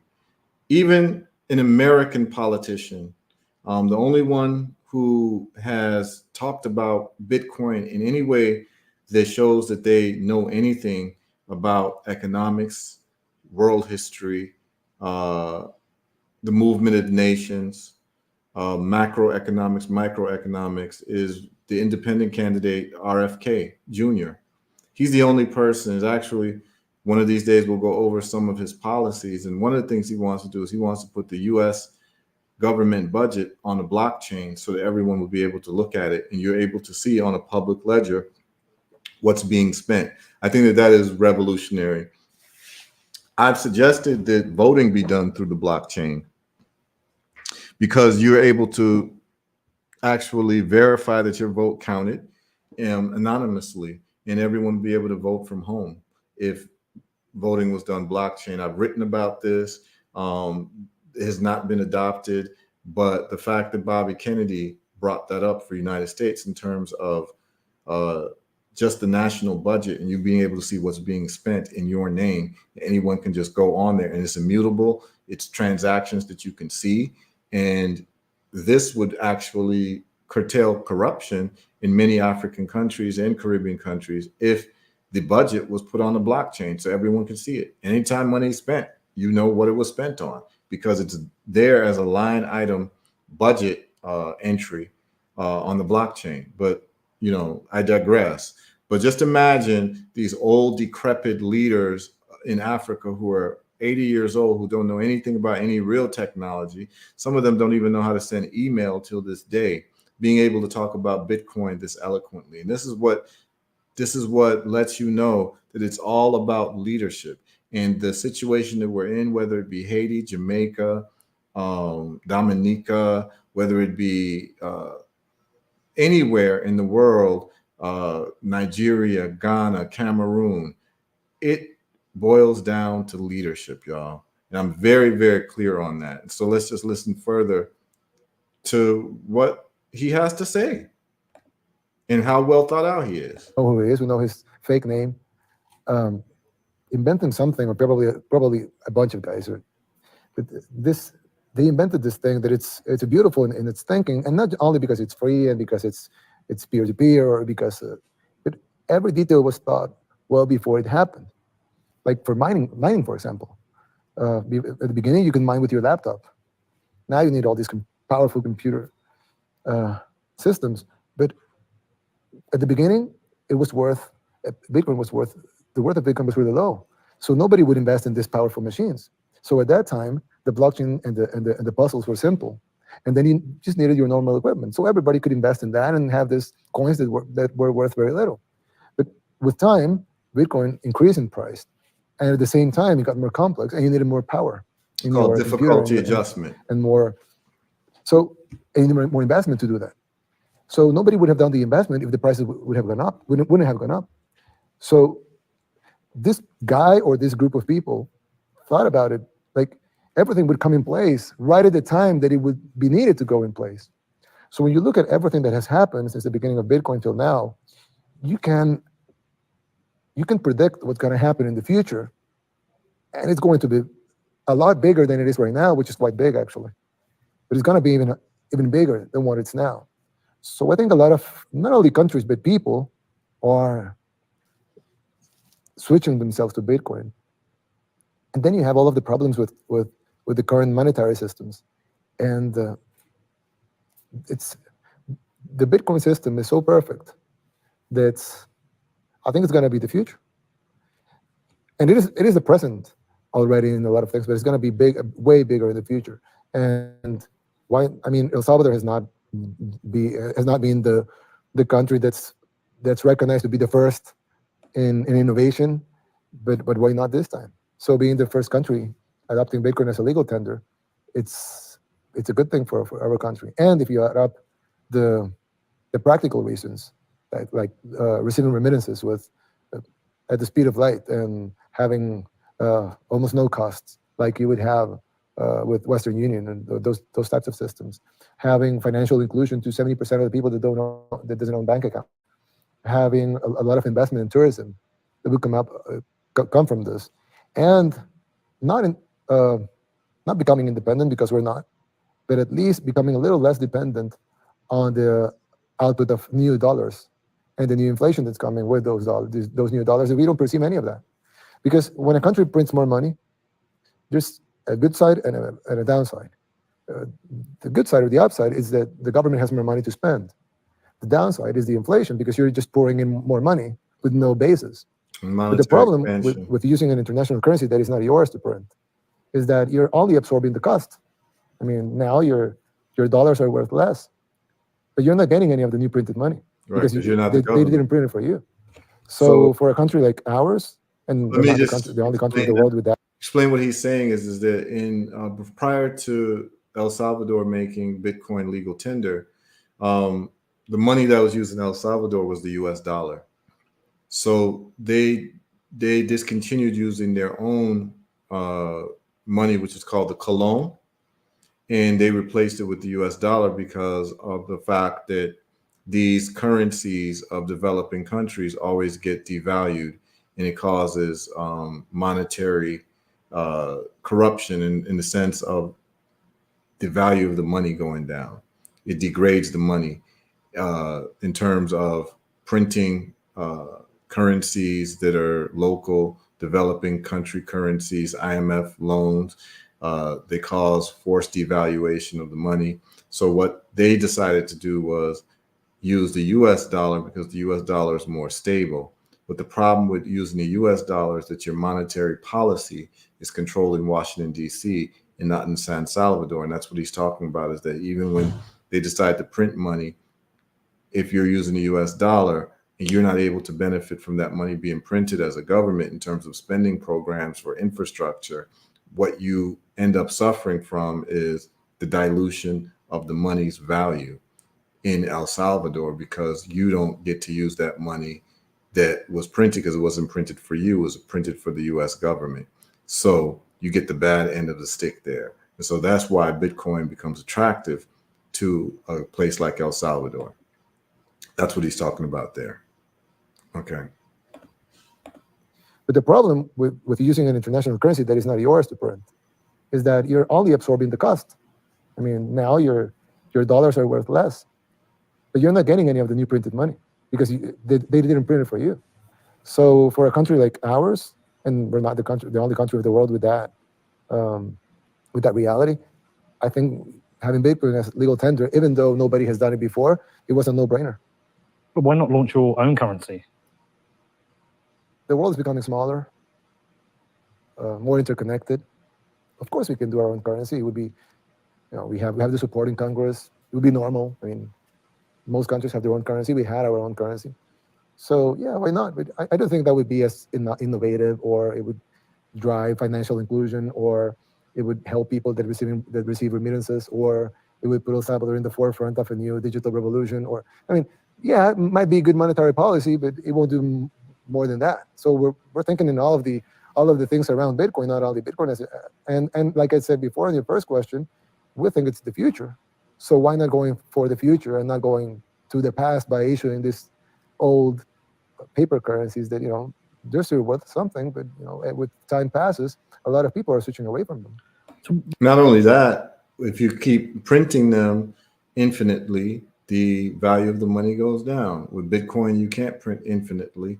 The price in the value of Bitcoin always is a net positive upwards because of the fact that it is capped through mathematics, whereas fiat currency is not capped. He did not speak about that here, but that's one of the weaknesses of printing your own currency. You get trapped into the forever printing currency cycle, which ends up diluting the value of your money. Go ahead. You've obviously spent time thinking about it. What are the risks of this project for you? Because there's internal risks, but there's also external risks. What could be the risks? I mean, yeah, you could get some people angry or mad at us. They haven't been so good to us anyway. I mean, let's see how things are here. 70% of people, they don't even have a bank account. So some banks may be upset, yeah, but they are not taking care of 70% of our people. I mean, it's not like we're doing good in the old system. So why not try a new system that it looks good to me? I mean, for me, it looks bulletproof. I'm pretty sure this is going to work, not only for us but for humanity, because it's a leap forward for humanity. And if we can be part of it, and an important part of it, our small country, we're the smallest country in the continent. And if we can be at the forefront of an economic revolution, why not try that? And what are we risking? I mean, there's probably some small risks, but I really don't see them as big risk. Only probably getting some people angry at us, but they haven't been so nice to us anyway. So why not try something new that it's handled by anybody, instead of being in the hands of somebody that could decide your monetary future from one day to another without consulting you or anything, or without caring what's going to happen to you or your future? Exactly. Why not the system that it's open and free? It sounds a lot more appealing to me than the old system. What is it like to be a president and be in this situation? This, just even sat here doing this interview, for me is very surreal. It's never something I thought I would do. You're a president, and you're a president of a country. I know it's a country you love deeply and you love the people. You have to deal with the United States and international institutions. What is it like being a president, the responsibilities, the pressures, and also what is it like dealing with these international institutions who hold a lot of power? I do love my country and my people, and I want them to thrive and to succeed. And I know how most of them are doing. And what I'm telling you now, I mean, any politician can say that, but they know it's true. They love me back. That's why we're doing so good in the polls. And I've been 2 years in office. It's not like, I'm honeymoon or anything. Mm-hmm. And it's not because I'm perfect or because all of This was 2 years ago. Is the best of the best. No, it's just that people know that we try really hard, and everything that we do, we are thinking of what's going to be the future of this country, what's going to be the future of our people, and what is going to be how is humanity going to see us, and how the rest of the world is going to see us. But at the same time, when you talk about this big financial institutions, we have a lot of respect for them. They're very big, they're very powerful, and frankly, we need help from them, and they have helped us in the past, and they will probably help us in the future. Having said that, I'm really more preoccupied in how the world. When I said the world, how the world sees us, I'm more preoccupied as how the real world sees us, because the real world is not in some office with 5 guys in a table. The real world is out there. And if you look at the news right now, or the conversation in social media, there's more conversation about there's tons of more conversation about El Salvador than a month ago, and most of it is good. Of course, there's always going to be some haters and everything. I mean, that's just how free speech works, right? But most of the people are enthusiastic, or at least curious about what's going to happen in El Salvador, and that's something I'm happy for, because this might be not the biggest country in the world or the richest or the one with the most GDP, but it's our country, and it's the country I most love. So I'm very happy that this is happening here, and I know it's going to help millions of Salvadorans, and probably it's going to help billions of humans, because the example we're going to set up here is going to resonate in all over the world. And you're already seeing politicians from Paraguay, Panama, Honduras, Guatemala, Costa Rica, Nigeria, Tanzania. Today, I think BBVA, the bank from Banco Bilbao Vizcaya, just said that they're going to operate with Bitcoin in Switzerland. So you're seeing all of these changes happening. Of course, not every change is driven by what we're doing here, but at least it's influenced, or at least it's being checked, or at least they are curious about what's happening. And I'm just excited about what's going to happen to our country in a good way, and excited about the benefits that our people are going to receive in so many issues and so many benefits. And I really don't see the downside. Probably the only downside, like I told you before, was if you're going to get some people mad. But we're going to try to calm them down. We're not doing anything bad here. We're just looking for the best interest of the people. And this is not like you said. This is not a more. We could do something centralized, our own currency, whatever. But we're looking into something that's open, free, and most importantly, that it will work. So we're looking at that this will be a huge game changer for us. I think that's a no-brainer also. It's going to be a huge game changer, one way or the other. Everybody, you have to see it. This is going to be a game changer. It has already been a game changer, and the law hasn't gone into effect yet. So imagine when it goes into effect. This is going to be huge for us, and a huge example to humanity. Wow, all the eyes are on El Salvador right now, especially in the Bitcoin world. A lot of people are coming to visit. This is what you all have to keep in mind. This was done right before they made it legal tender. So he's giving you his prognostication in terms of what the future looks like. And it turns out that he was right about everything that he said. Bitcoin was bought in El Salvador when it was 20,000, and he's bought it for the country as part of their national reserves, and Bitcoin hit 60,000. So they made a 3x return in the last 2 years on their investments, and they keep making more money because they keep buying more Bitcoin. So when you watch this video, just keep in mind, this is a video that was done 2 years ago, right before it went legal tender, as legal tender for the country. And it just shows you the correct vision of a true visionary when you hear their assessments of what the future looks like, and then for you to be in the future watching what they're going to say, because we're 2 years now in the future from this interview. And it's just beautiful to hear his assessment and how he was thinking at the time, and he was absolutely right. Emails and texts on a daily basis asking me what it's like, where they should travel to, what they should see. And it's been a big year for Bitcoin. We had Michael Saylor make big bets on Bitcoin. We had Elon Musk make a big bet on Bitcoin. But Bitcoin is also naturally skeptical of politicians. You know, Satoshi wanted to separate money and state, which kind of this project does anyway. And we always say, don't trust, verify. We got very badly burned, or a lot of Bitcoiners feel they got badly burned by Elon Musk. And so then I really put to you is, why should people trust you? They don't have to, because the Bitcoin is an open and free system. So they don't have to trust us. They have to trust the system, and we trust the system. It's like I mean, we have spoken very candidly and everything, but you know, I don't have to trust you, and you have to trust me. It's just that we both trust the system, and it's gonna work, and that's gonna be good. I mean, if you're a proponent of Bitcoin being used by people and by communities and by countries and by banks and by merchants, you have to be on board of this project. I mean, you can't be if you don't want to. You can. But why would you post a project that is aligned with your ideals, that it's aligned with what you think it's good, that you know that it's going to benefit the people? You know, I mean, you don't have to trust me. You have to trust the system, and it's going to work, and it's going to benefit a lot of people. So if you want to get on board that, you can, and if you don't want to get on board that, you just don't get on board. But I think it's going to be very good. And you don't have to trust me. I mean, I would like people to trust me. We're human beings. We're social animals. We love people liking us. I mean, that's the way we work, the way we function. But Bitcoiners does not need to trust me. They don't need to trust me. They just need to trust the system, and they need to trust Bitcoin working for Salvadorans. And if that works, we're all served and we're all happy. And if they want to like me, fine, but they don't have to like me or you. They just, you know, we're just human beings. We're just imperfect human beings. And actually, you may like some things about somebody and some things you don't like about somebody, but that's something personal. And we're not talking about something personal here. We're talking about a new monetary system.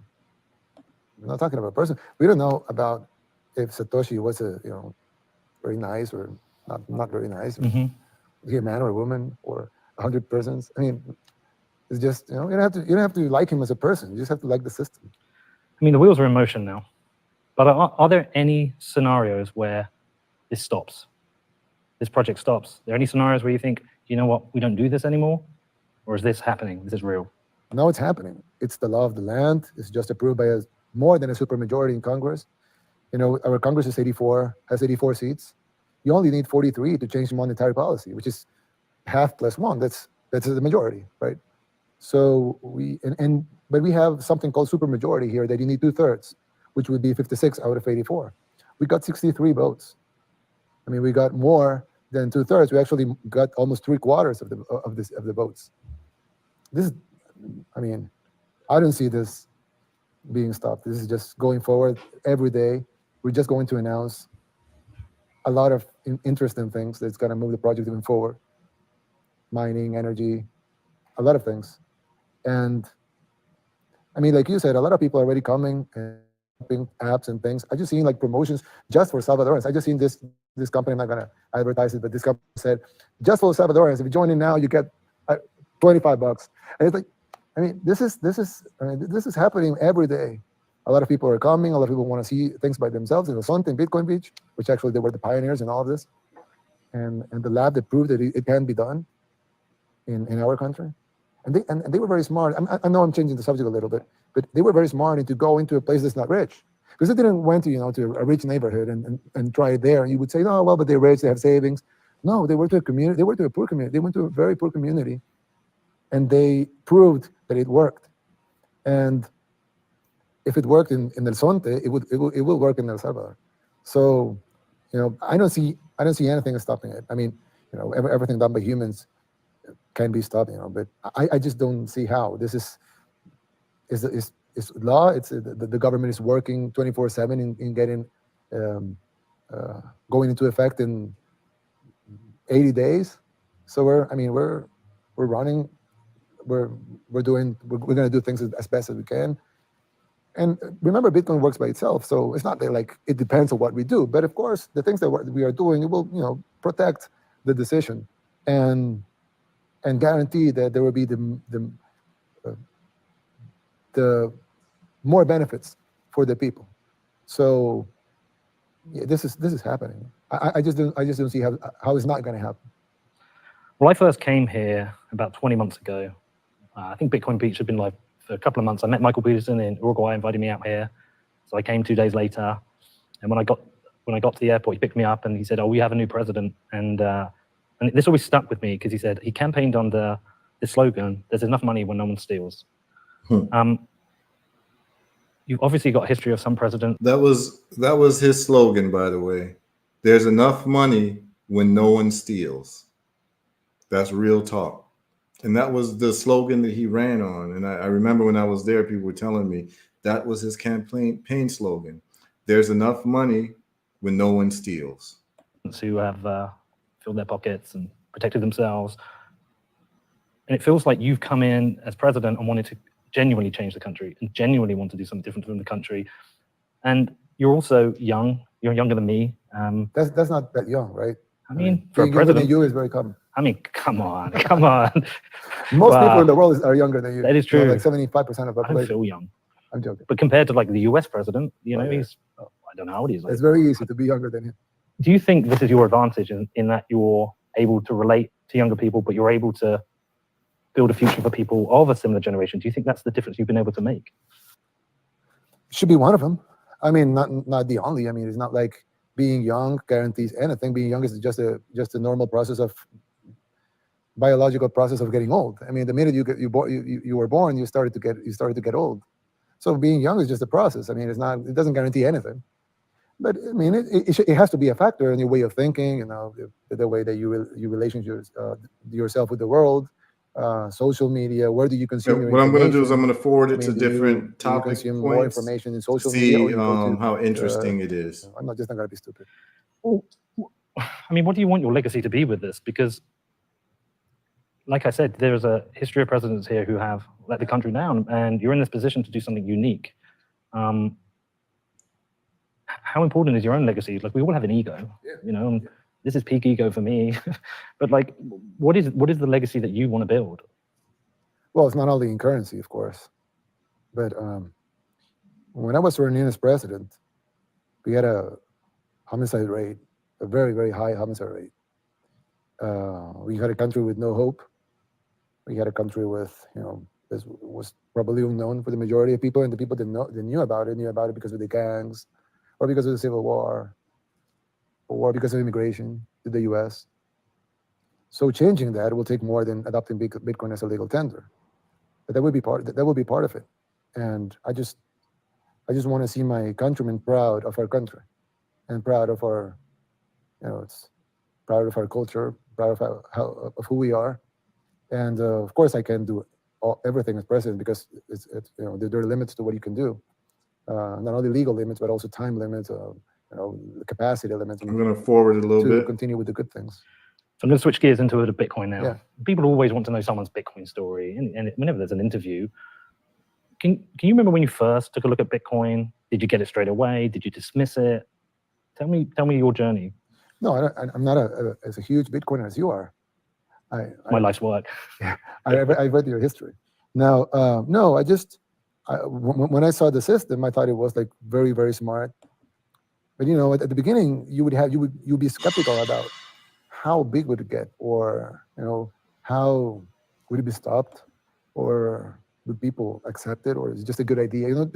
There would be thousands of good ideas that just vanish with time or in the air, or because they're not adopted by people, or they're not strong enough to persist with time and grow. But now, after several years, this is not personal. This is just as president, seeing Bitcoin growing. Like they say, if you see a dip, just zoom out. Right? If you see Bitcoin getting bigger, and not only in price, because that thing about hitting everything against the price with the US dollar, I think it defeats the purpose. Although it's for transition purpose, you have to do it. But I don't know. I just thought from the beginning the system was beautiful, but now I'm more convinced since it has withstand the pressure of time and the changes in the global landscape and the political landscapes. I mean, 3 U.S. presidents now, countries changing totally, the world stage changing, social media exploding. I mean, you have all of these things, and Bitcoin has not only persisted, but but in fact, it has grown. So now you won't. I just don't see like a very, very nice idea that it's probably going to get to something very important, but actually it is a very important thing now. So it's has proven itself, and at the beginning it was interesting. Now it's a reality, and that's probably my personal my the majority of my personal opinion of it. Which, by the way, like I told you before, it doesn't matter anymore. Well, almost all classical economists have rejected Bitcoin. Of course, because don't they're accept classical it? economists. Yeah, I mean, you just define them. they don't understand. Well, I don't think they don't understand. I think they don't want to understand because all of their preconceptions, their theses, their works, their books, their prices would be meaningless because they were wrong. So they have to Exactly. defend. I don't think they're that against Bitcoin. I think they're more trying to defend their personal stories. Exactly. I mean, They're imagine dinosaurs. somebody that's very, well-known, a recognized person in economy, and being having attacked Bitcoin for a decade, and now it would be very hard for him to see Bitcoin succeed, because it would mean that he was wrong. It would mean that all of the prices he got, I mean, at least they're outdated. But sorry, I interrupted you with the question, but you're fine. It's fine. yeah, but I just think you define it. You define the answer with the question itself. So we heard from the World Bank this week they're not going to help with Bitcoin integration No. due to concerns over the It environment. was about the and World Bank transparency. and Did you the expect this? IMF. Yeah, well, I don't know. It makes no sense. I'm not going to get into a fight with the World Bank. They are free to support us, and they are free to not supporting us. So, and they support us in other issues like education and health. So if they don't want to support us in this currency, this new currency adoption, they're allowed to. I mean, they don't have to do as we told them. So it's fine. It's fine. Doesn't change anything. No, it doesn't. It doesn't, because we didn't ask them to fund the Bitcoin project or anything. We just asked them for like technical support. But there's huge of talent right here before. So I mean, it's good to have the World Bank seal in a project because they give you prestige. We have enough talent with these people designing the wallets, designing everything. I mean, with the guys that design Bitcoin Beach and everything, the ecosystem, the wallets, the Lightning Network, everything. I mean, we have enough talent, so we're not lacking talent here. This is way before we announced the adoption of Bitcoin as a legal tender. This place was full of talent working 24/7 to make this work. And what I mean by talent is not just the local talent, but imported talent. People literally they sold everything in the United States or Europe, wherever they were, and they flew to live in El Salvador because they heard about Bitcoin Beach, which was happening before Bitcoin became legal tender. So Bitcoin Beach was the pioneer, and then he saw what they were doing at Bitcoin Beach, and he decided, let's do it for the whole country. So Bitcoin Beach was where you could buy things in Bitcoin, your hotel in Bitcoin, food in Bitcoin, and all of that. Surfing lessons in Bitcoin. Those are the pictures that I showed you. So they made it work, and he basically adopted it for the rest of the country. So that's very important.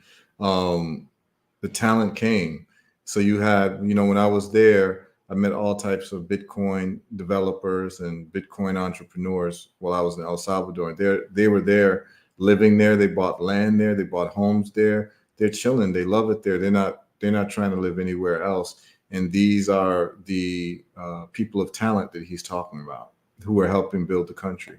Work, and it's going to work because most of these people, they're not here to make money from it. They're here because they're idealists, and they want this thing to work and to make a difference for the people that need it the most. And that's not something common.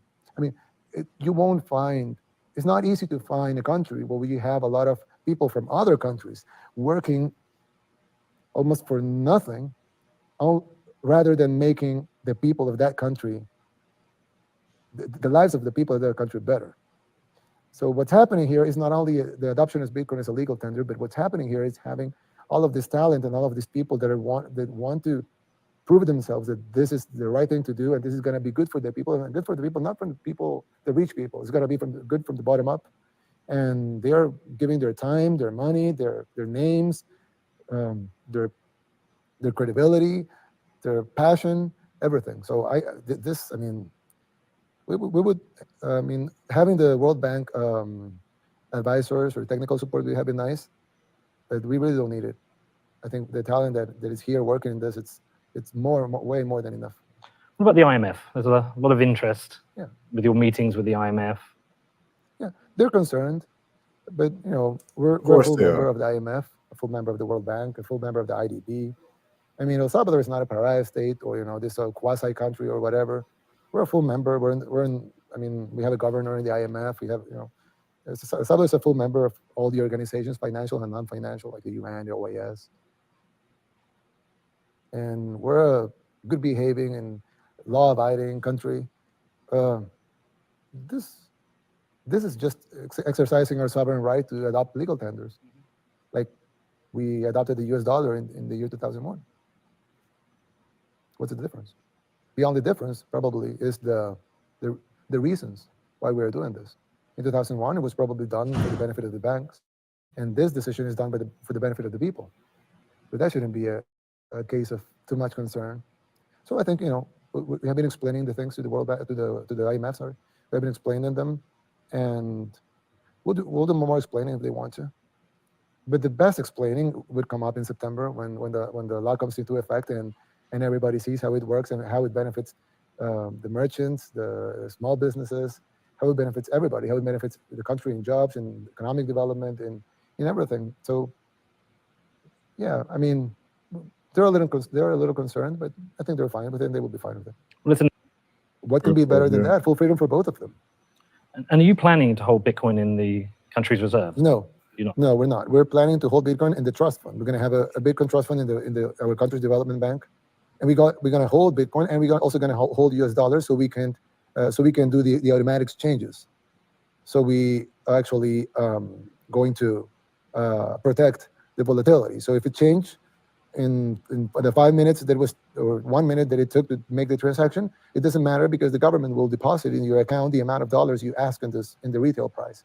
So if you're selling this pair of shoes in $50, you will receive $50. It doesn't matter if the price of Bitcoin changed in the price of Bitcoin against the dollar changed in the time you were doing the transaction. You will receive the $50. You will get that deposited to your account. So we will hold some Bitcoin in the trust fund, but we're not in the national reserves. That's in the central bank. It's a different story there. He's smart there. He's smart not to hold the Bitcoin with the central bankers, because the central bankers are the one responsible for currency degradation. And you know that they would probably do something to that Bitcoin, lose it somehow, or try to seize it somehow, or whatever. So the fact that he has it in a trust protected from the central bankers, he's not talking about it in detail because it's the beginnings of it, but I understand exactly why he has it away from the central banks.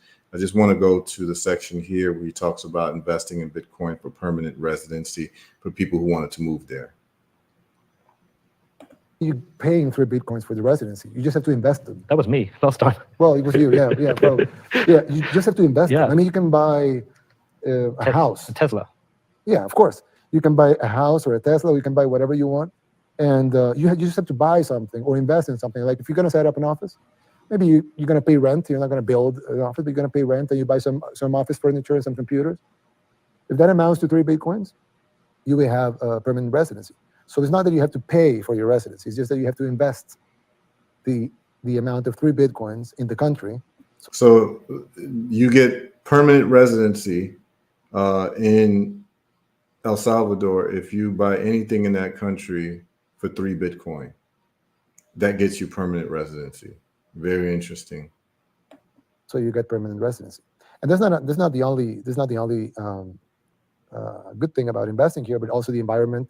The thing that Bitcoin is a legal tender, so if the currency goes up or you transact in a different price that you make the transaction at a different price that you did the previous transaction, that's just the value of the currency. It's not that there's no capital gains. No, because we're getting capital gains away from Bitcoin. It's just that a currency doesn't have capital gains because it's not an asset that is worth more. It's just that the currency is worth more in parallel to another currency.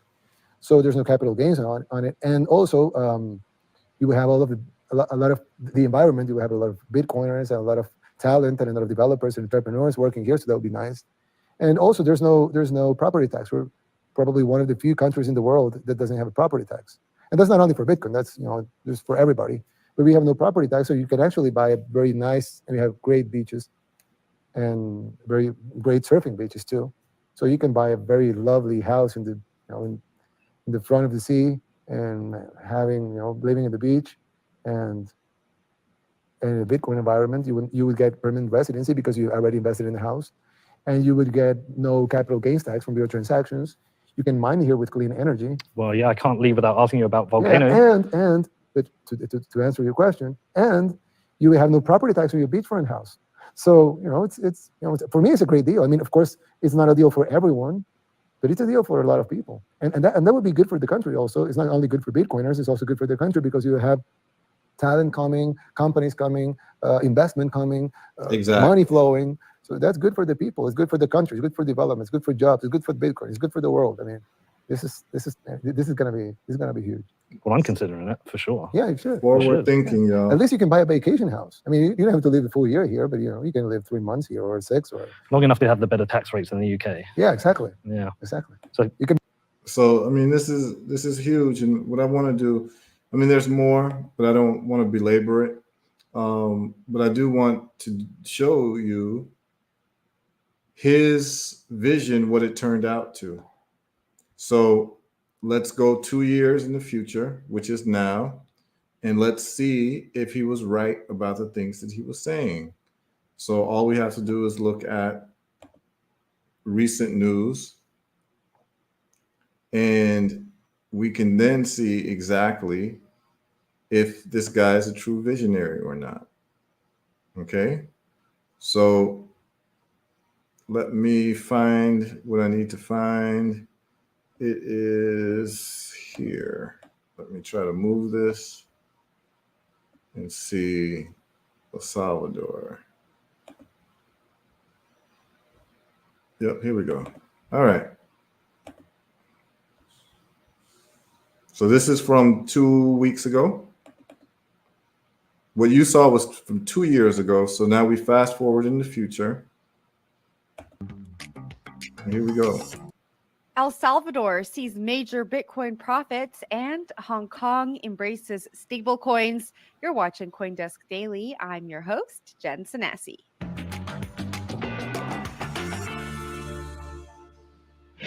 El Salvador is sitting on $84 million in profit from its Bitcoin holdings. Bitcoin's 250%. Damn near $100 million in profit because he had the vision to understand what the future holds for his country, for his people, and not being a dinosaur. This is what happens when you have leadership that's visionaries. So as it works for the individual, it works for the nation as well. Those of us who understood what the future held, we got into Bitcoin early. He's the first one to make it legal tender, which meant that the people of El Salvador were able to also grow their holdings from whatever they were holding times 3, because that's the profit level that happened in those last 2 years. It's been a 3x growth in Bitcoin. And so because of that, he, for his country, has come up with $84 million, which then can be used for any types of public work projects that they want in terms of building hospitals, schools, roads, highways, or what have you, with just the profit from something that he bought 2 years ago. Imagine 20 years from now what this will look like. It now makes the World Bank and the IMF obsolete because you don't have to borrow money from them anymore. you can actually borrow money from your own holdings. That's what wealthy people do. They take an asset, they get a loan against the asset. So now they can get a loan against the $84 million and end up, building whatever they need to build and then pay back that loan and still have the underlying asset, which is going to grow probably from 84 to 160 because he didn't have to sell it. What wealthy people do is they don't sell assets, they borrow against them. And so when you have this much money, 84 million, no, you don't sell the Bitcoin, you borrow against the Bitcoin and you grow from there. So this is the outcome of his thinking from 2 years ago. This is what happens when you have proper leadership. Let's go back and hear what they're going to say. El Salvador is sitting on $84 million in profit from its Bitcoin holdings. Bitcoin's 250% rise over the past year has catapulted the Central American nation's Bitcoin treasury to over $206 million as of Tuesday, a 69% gain on initial capital. Data shows that. So now they have $250 million worth of Bitcoin. That's what they have sitting there waiting for them to do whatever they want with it. $250 million, whereas other countries that could have done the same thing don't have it because the leaders are dinosaurs. I'm talking about African leaders who I literally told about this before El Salvador made this legal tender. This is why this thing hits home for me. It's actually very bitter for me because here I am meeting with people in Africa who can make the decision to actually get involved in Bitcoin as legal tender, and they are just playing games, ignoring what's being told, showing you what the future is, and they all could have been sitting on $500 million worth of Bitcoin right now, just like Nayib Bukele.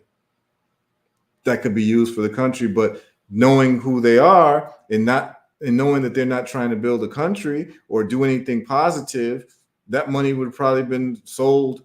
The Bitcoin would have been sold in them, vacationing in Dubai. You see what I'm saying? This is what happens when you don't have serious people doing serious things. This is real. Okay. Yeah, it was a gamble. Everything in life is a gamble, but it was a reasoned gamble. It was a reasoned investment. It made a lot of sense. Yeah, well, if it would have tanked, then it would have tanked. But if you look at the math, you understand it wouldn't have tanked. Just like when I bought Bitcoin in 2011, I knew that it could be volatile, but I knew that I'd get a net gain. Once you understand these things, it's called an educated investment, right? But clearly he won. So let's look at more of that news. Let's go back to it. But I'm just saying African governments all could have been sitting on this type of a windfall if they would have just put. And what we're saying is that I'm not saying bet 100% of your country's resources on Bitcoin. I'm saying take a small percentage and put it in and watch how it grows.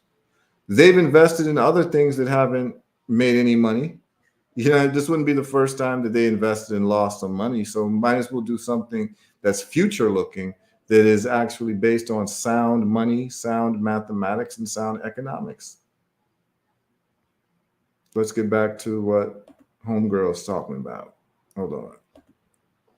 As of Tuesday, a 69% gain on initial capital. Data shows that El Salvador acquired its 2,681 Bitcoin at an average cost of $42,600. In a post on X, President Nayib Bukele indicated that the nation is also earning revenue from a citizenship passport program, Bitcoin mining, and Bitcoin revenue from government services. El Salvador made Bitcoin legal tender in 2021. Since then, goods, services, and taxes can all be paid with Bitcoin. Nigeria invited, then detained Binance's compliance. Okay, so that's what I wanted y'all to see. That this is what winning looks like. Winning looks like this. That's what winning looks like. $204 million. That's what winning looks like, with an $83 million profit. That's what winning looks like, y'all. That's what leadership looks like. And so I wanted to show this, and there's more. There's a part 2 of him talking about Bitcoin and all of that. And I would advise that, you all take some time to look at that. This is when he's even more competent, more confident. This is part 2, and it was actually done a year ago. So this is a year after he makes it legal tender. I'll play a little bit of the interview, then we can get into, you know, some more conversation. But I want you all to see the change in demeanor, the change in confidence a year later. So that's a year ago, but it's a year after the 2-year-old video that we played of his interview. So you can see that he's going to be much clearer. He's going to be more passionate because it was iffy at the time. So let's go to observers wanting Bitcoin to fail. Let's hear what he has to say about that, or wanting El Salvador to fail. There's a lot of people who want you to fail. You know, because I tweeted it and you retweeted Yes, it. There's yes, a lot yes. of people who want you to fail. Yes, of and I course. think these people, if you're a critic, you should want it to be a success whilst critiquing why it might fail. But people actually want you to fail, Yes, exactly. not considering the consequences of what that means for other people. You feel that pressure. Yes. It's very easy to see. Mhm. When you see this, a lot of, you know, this economists were like suddenly very worried about El Salvador. They're like, oh, El Salvador is doing this bad, you know, this will harm Salvadorans. I'm like, really? I mean, we have been literally starving for 100 years. And you never said, you know, El Salvador should do this or that. And now suddenly you're telling us what to do and that we shouldn't do that or we shouldn't do the other thing. I mean, of course, they're not interested in El Salvador. They're interested in us to fail because there's, you know, if you look what's at stake, if this succeeds, which I think it will, but, you know, they think they can stop it. If this succeeds, it will be one of the history's biggest game changers in economics. Not only monetary policy. Mhm. I'm talking about the full-blown global economic system. That's domino. Yeah, well, I don't know if the first domino. You know, you can set up analogies, but if it works, why would any other country won't do the same thing? I mean, imagine a country like El Salvador, which is, you know, with all the handicaps we have, right? Suddenly, we have 75% of our people are unbankerized. Mhm. Imagine in a year from now, that's down to 10.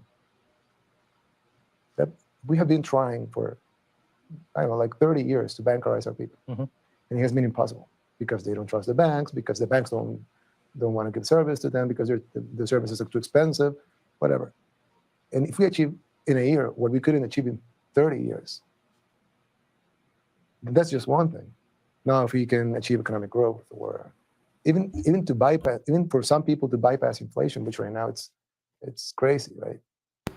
There's so much things at stake that, of course, there's going to be a lot of money and a lot of effort into having us fail, and that's why suddenly, you know, there's all of this huge media outlets attacking a small country, and you were like, why? I mean, really, did they care before?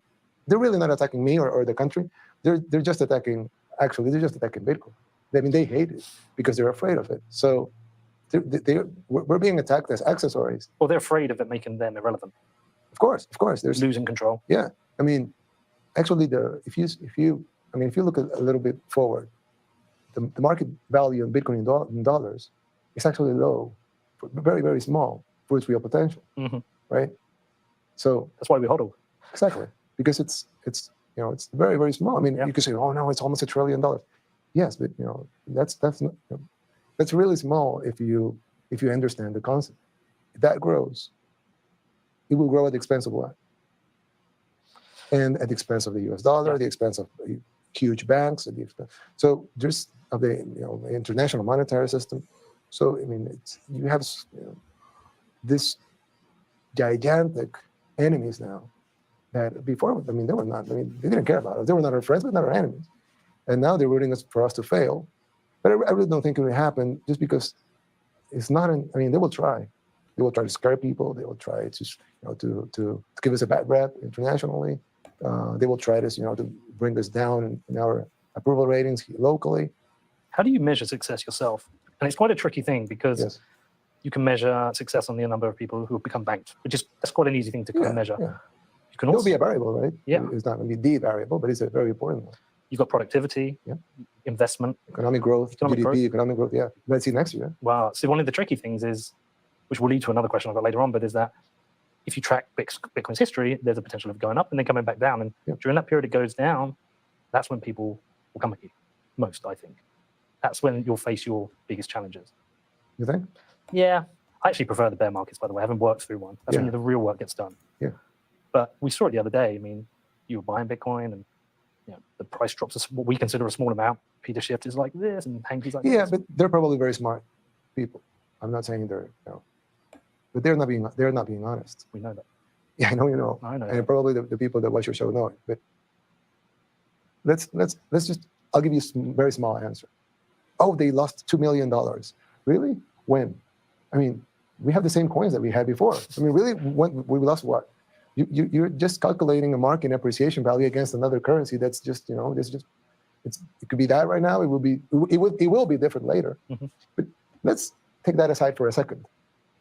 Even big media companies are saying that we're going to save, and this is not me, this is big media companies, are saying that we're going to save $400 million in remittances. Well, that's just one. No, yeah, we talk about a lot of things, right? We talk about coffee, we talk about Starbucks, McDonald's, we talk about, jobs, investment, tourism. Yeah.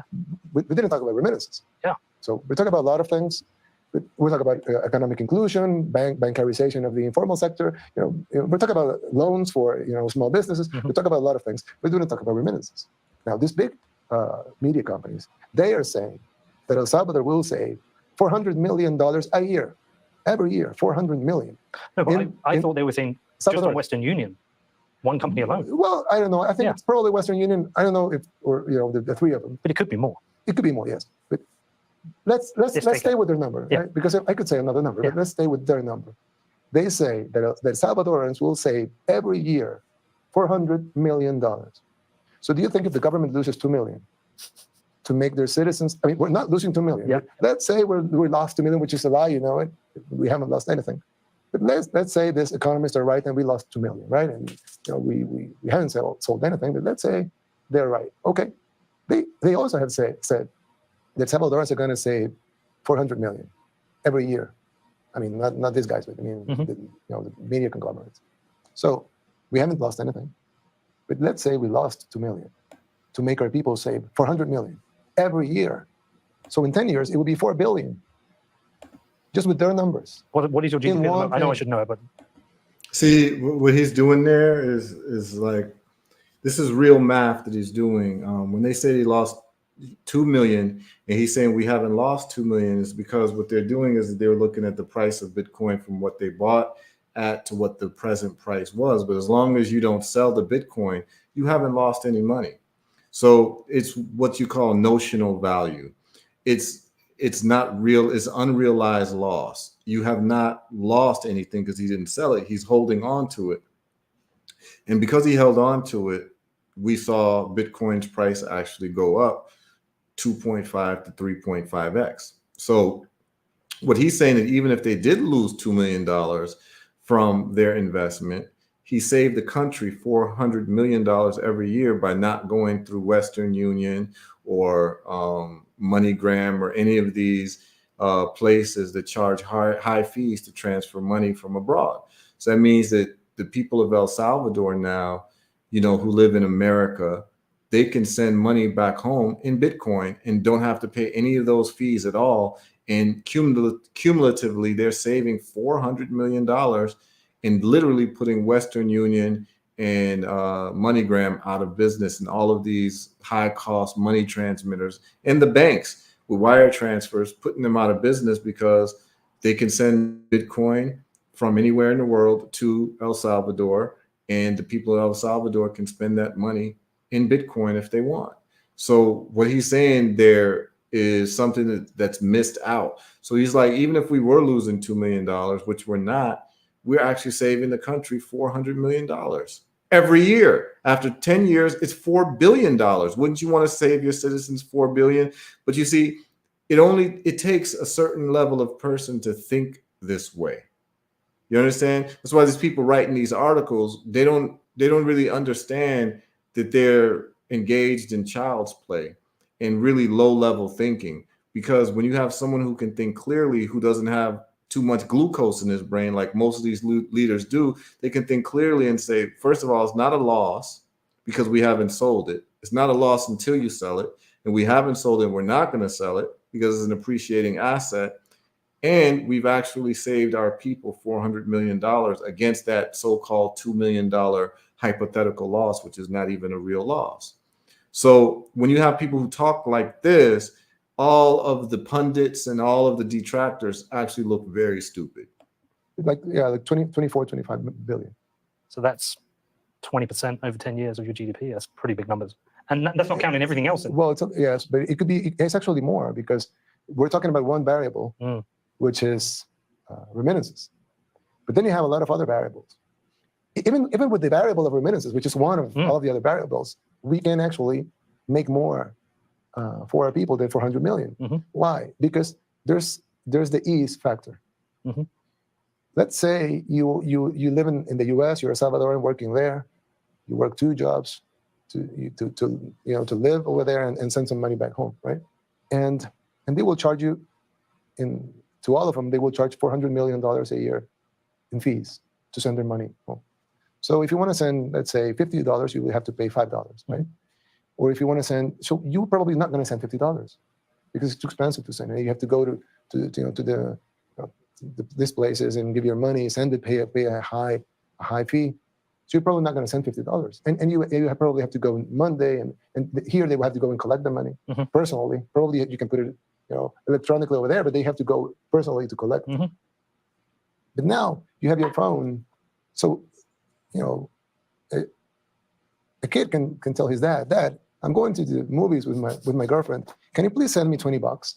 My son did it to me today. So it's easy. I mean, if that happens with the normal system, his dad would just say, no, of course not. I'm not going to put a remittance of $20 and pay fees, pay $6 for a $20 remittance, and then send it to you, and then you go to the Western Union shop and take the $20, take the $14 out.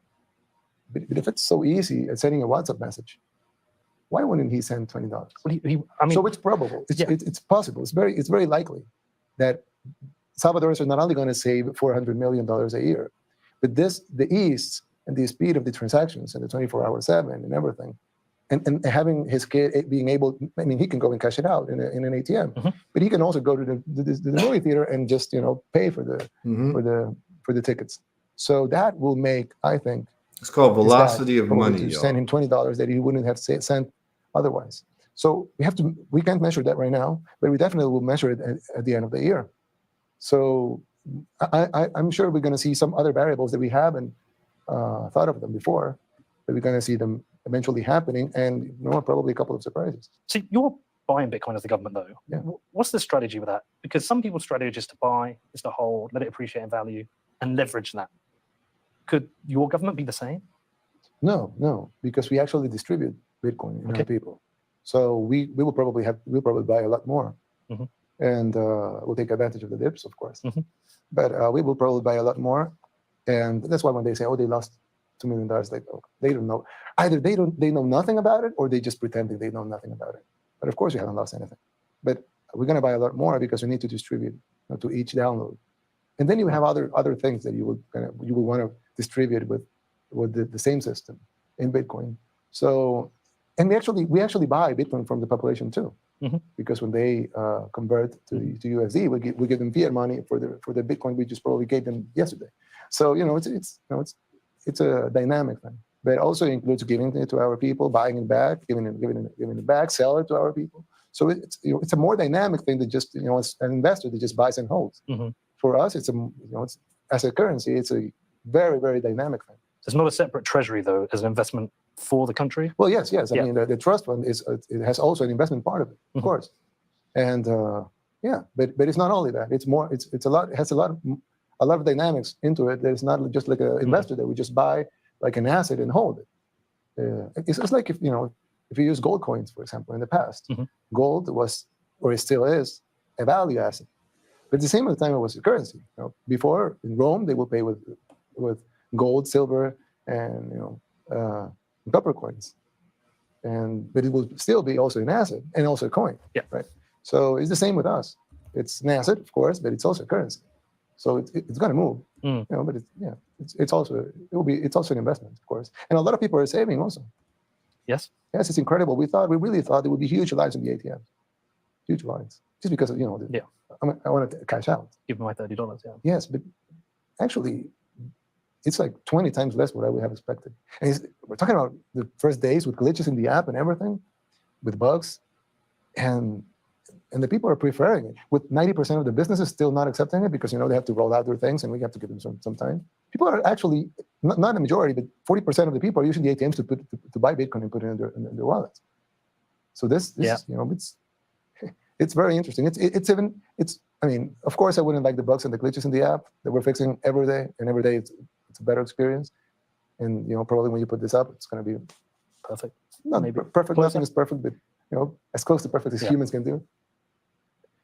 But I just really, for me, with 90% of the businesses still not accepting Bitcoin, an app with bugs and glitches, with the uncertainty and the you know, lack of knowledge of Bitcoin, and having such a low cashing out percentage, it will make you think that, you know, this is going to work a lot better than what we thought. So we're measuring other variables that, you know, the people that are rooting for us to fail are either not measuring or they're just not talking about it. Mm. But it's working a lot better than what we thought. I'm not talking about the app. I'm talking about it's working a lot better because the people are, you know, very interested in this new thing. If you go downtown, for example, Mhm. you would see a man who's very old and low income asking, okay, how this works. He's really interested in the technology. Well, I saw that in Zonte. I've seen. Well, but seen in it. something you have a more mature community, right? But still, there's new people there who still hadn't touched Bitcoin. And on the 7th, they collected Bitcoin for their first time. And they're still asking. The peer-to-peer knowledge itself is super important. Yes, of course. Yeah, because they will ask people they trust. Yeah. So they have built trust in their lives, in relationships, family, friendship, you know, working relationships. And now they are going to, and now that person that they have built this relationship with is telling them, you should use this. Is very good. I mean, look, there's a lot of communication, a lot of education that has to be done. Mm-hmm. But at the end, you know, if you have a good, solid project that you know is going to work, you know, you should push it. You put it all on the line with this. What have I put on the line? Very high approval rating. Yeah. You like investing?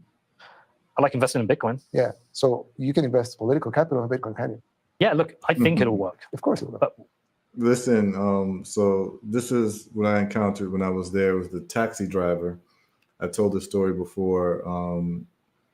He was driving me to El Zonte, which is Bitcoin Beach from San Salvador.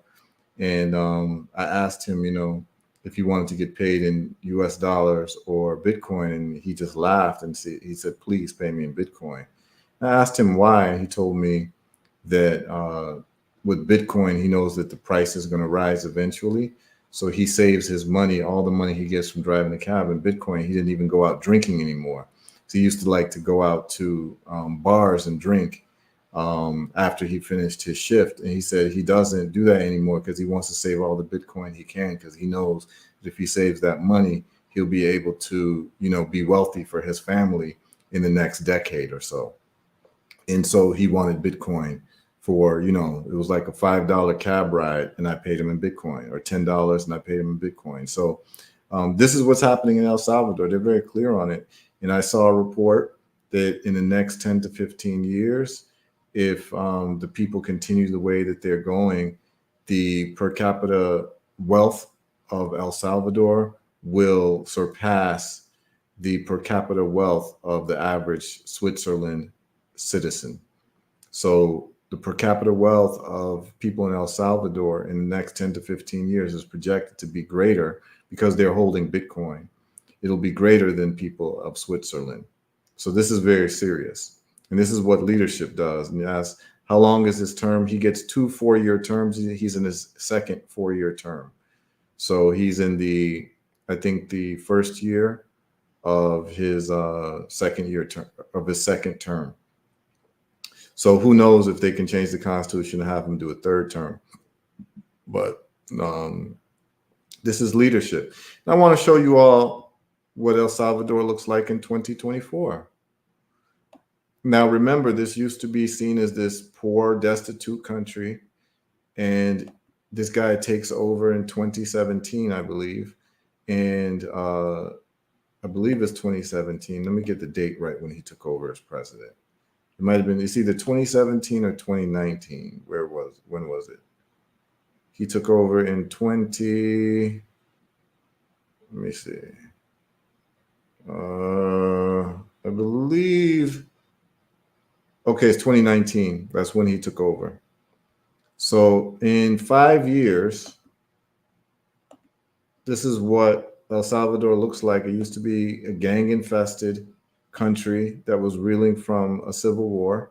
And so let's look at 2024, what folks are saying about El Salvador.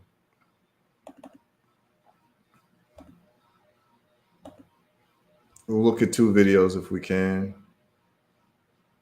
This is called The Travel Guide, Most Underrated Country in the World, ?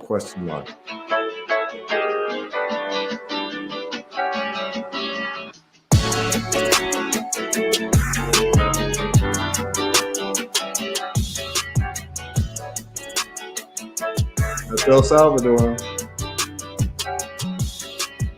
2024.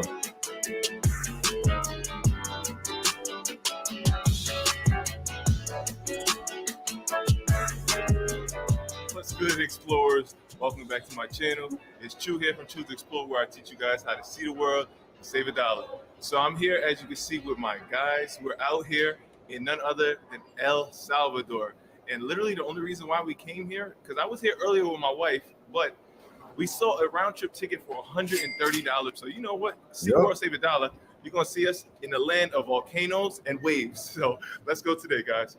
So the entry requirements were super easy. As an American, all we needed to do was pay $12 for essentially a tourist visa. Yes, this is correct. And now we're here at our rental car, budget That's car correct, rentals. Lowell. We got this car for a whole 4 days for $140. And we got upgraded to a full-size car. So let's get on to that. Right now, Lowell, it's 8 years. You can only do 2 years consecutively.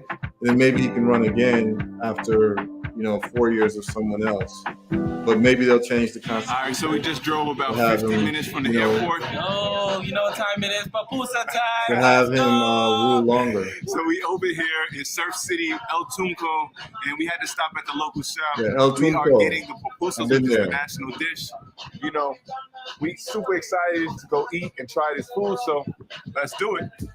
They take Bitcoin there. That's what it looks like. This El Tunco is a very popular tourist destination in El Salvador. It's a beach. It's a beach village. It's called El Tunco. It's popping in the evening. All 4 of us. And on the weekends. Drinks, all that. $15.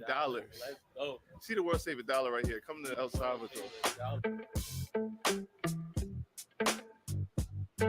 That's El Tunco, y'all. And that's the beach, And we just got here at Surf City, El Tunco Beach. And this is called Surf City for a reason, because these waves are phenomenal. It is a little bit challenging just to come here and try to swim in it. But if you surf, this is the place to be. Also, there's a lot of people here trying to give out lessons, so I highly recommend it. But just check out these beautiful views. I took surfing lessons when I was there. Paid in Bitcoin. Yeah, this is El Salvador. This is exactly what it looks like. Literally, I thought about moving there with my family. Like I said, I just need to see more of my people, and I need a little bit more roots in culture music, that type of energy. But it's a beautiful tropical place. That's what the roads look like. All right, so from El Tunco, we drove down to a village called Tamanique, and we're about to go do a waterfall hike. It was $7 per person. We got our guide here, Alejandro. We're just forward to the waterfall hike. All right, so we started hiking, and as you can see, it started raining out here. Basically, it's a rainforest. We're going to a waterfall, so it don't matter if we get wet or not. So it's all about the journey, and so let's go.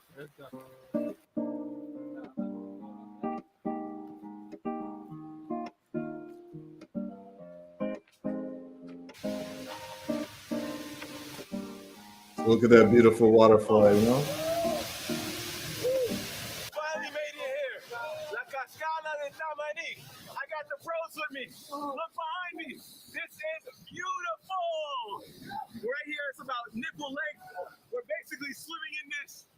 This is what I'm talking about, guys.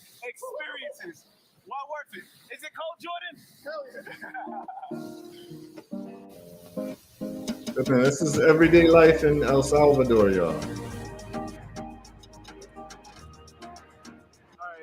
and now we walk down a little bit, and we're at numero 2, and as you see right there, it's a place you could jump in. So, you know, I'm gonna jump in.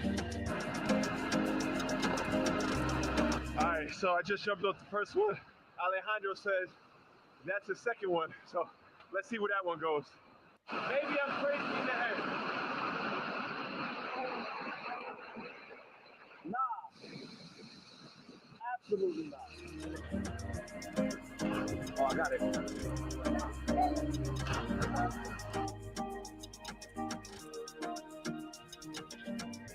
All right, so we just drove a little bit and we just pulled up to Nayib Beach House. This is a beautiful beach house.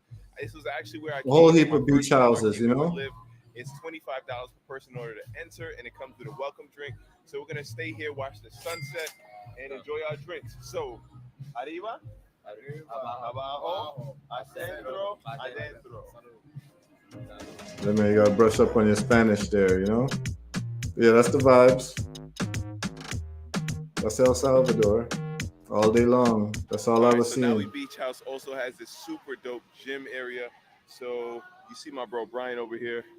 He loves lifting weights, so he's over here pushing the weights. All right, so also included in that $25 day pass, you're allowed to ride these horses. So it's a beautiful time right here, right during sunset. I got my Right. brother Brian. Just forward it a little bit. So we got lucky. We walked down to where the surfboard is, and looks like there's really no line right now. So I'm about to go head on over. I'm up next. So this is an air surfing.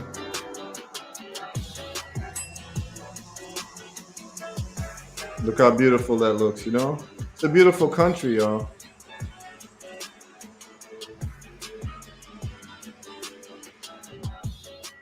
All right, so we just did the zip line. Jordan, how was that zip line on the surfboard? Yo, that zip line was crazy. It was so fast. Yeah, so we just did the zip line. My boy Brian just did the swing. How was that, Brian? Horrible. You know, it's just giving you a sense of, you know, El Salvador and what the vibes is, man. It's a tropical, lush place. The development is great. This video here kind of tells you like places to visit. It just showed like this will show more of the cosmopolitan part of El Salvador, where he was showing more of the nature aspect of El Salvador. Just want y'all to see both and understand that people were scared to go out. People were scared to go out before Nayib Bukele, you know? Yeah, I mean, after 8 years, someone else could take over and mess up the progress of what he's done. So we'll see if he finds some type of loophole in the law to stay in power. We'll see, because he's very, very popular with the people. So let's go to a video here before we close out, just so y'all can see a little bit more of El Salvador and what has happened in terms of the transformation, you know, of the country and how chill it is now, where you can actually thrive in a place like that. All right, let's play this one.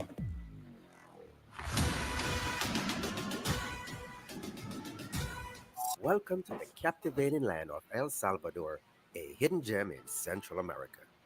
With pristine Pacific coastlines, dramatic volcanoes, and rich culture, this compact nation offers a tapestry of experiences. Join me as we stroll through San Salvador's colonial streets, watch surfers at El Tunco Beach, and embark on the ultimate adventure, the Santa Ana volcano hike. But the surprises doesn't end there. From the rainbow slide at Picnic Steakhouse to the bicycle zipline at Cafe Albania, El Salvador invites you to explore its wonders. Get ready for a journey that transcends the ordinary and opens the door to the extraordinary experiences. Our first stop took Look us how on a beautiful vibrant that is. adventure just a stone throw away from San Salvador. The rainbow slide, a beacon of color and excitement, awaits you at Picnic Steakhouse. This renowned slide has carved its place as one of the top attractions in San Salvador. Nestled 20 minutes from the bustling city, Picnic Steakhouse is not just any restaurant. It's a haven of steaks, though I can't vouch for that since I never ate there. But let's talk about the real magic. The weather up there is perfect, creating an ideal setting for the thrill that awaits. Look how beautiful that is. That is scary as hell.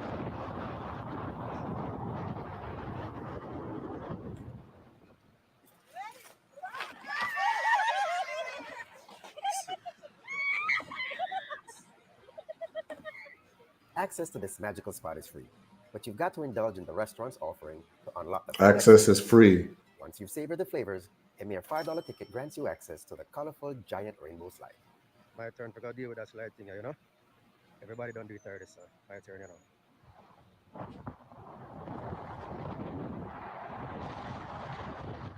It's a Jamaican reach, you know? Jamaican reach El Salvador. That wasn't too bad. It was good. My heart was racing. Right when he pushed, I thought I was gonna fly off of it, but nah, it wasn't so bad. If you could stay straight, it's not so bad. But me, I was spinning, so it made it even more like crazy. But it was worth it. I'll do it again. This isn't just a slide. It's a journey into a world of joy and exhilaration. Yeah, man, it's El Salvador, you know? We spent the afternoon exploring San Salvador's historical center. So this is the capital city, San Salvador. I stayed there for a night or two and murals create a journey through El before I went to the beach. Amid restoration work, the city's charm is complemented by bargain shops, tempting food stalls, and curious visitors. What makes it even more special is the warm welcome from the locals. San Salvador feels like a living museum, urging you to uncover its story with every step. It's a blend of the past and present. This is what it looks like. Perfect for history enthusiasts, bargain seekers, and food lovers alike. This city welcomes all explorers with open arms. It's a new day and we're at Los Churros Waterfalls. Just a 20-minute drive from San Salvador lies Los Churros Recreation Center. Initially, I thought it was a waterfall, but I was wrong, and it's so much more. Locals and visitors alike adore this natural escape. It's like nature's own paradise, waiting to be explored and enjoyed by everyone. This place is beautiful. I expected a little bit more, but it's a beautiful place though. Nice, lush, everything. Beyond being a recreational center, it transforms into a water park. It's a natural spring modified to enhance the swimming experience while preserving its authenticity. It's a natural spring. They have enough natural springs there. Stand beneath the waterfalls or perch on the steps and let the little minnows playfully tickle your toes. This place is a sanctuary where nature and recreation intertwine. On scorching Salvadorian days, it becomes the ultimate retreat to beat the heat. Sal decided to take us to this restaurant, and he said that it... So, you know, just want to show you all a little bit about El Salvador and what it's like and the success of Nayib Bukele. And he's created a country that people are no longer scared to be outside, and an infrastructure is there for people to be engaged in all types of activities. You know what I'm saying? So it's like, it's a beautiful place. Like that's what I saw when I was there. You know what I'm saying? So, you know, people have asked me to do a tour of El Salvador. There was about 20 or 30 people who were interested. And so it might be something that I do at some point, just because I know people there now. And, you know, Nayib Bukele, I would love to have a meeting with him because really he needs to really talk to some African leaders and show them the proper way to do this thing, right?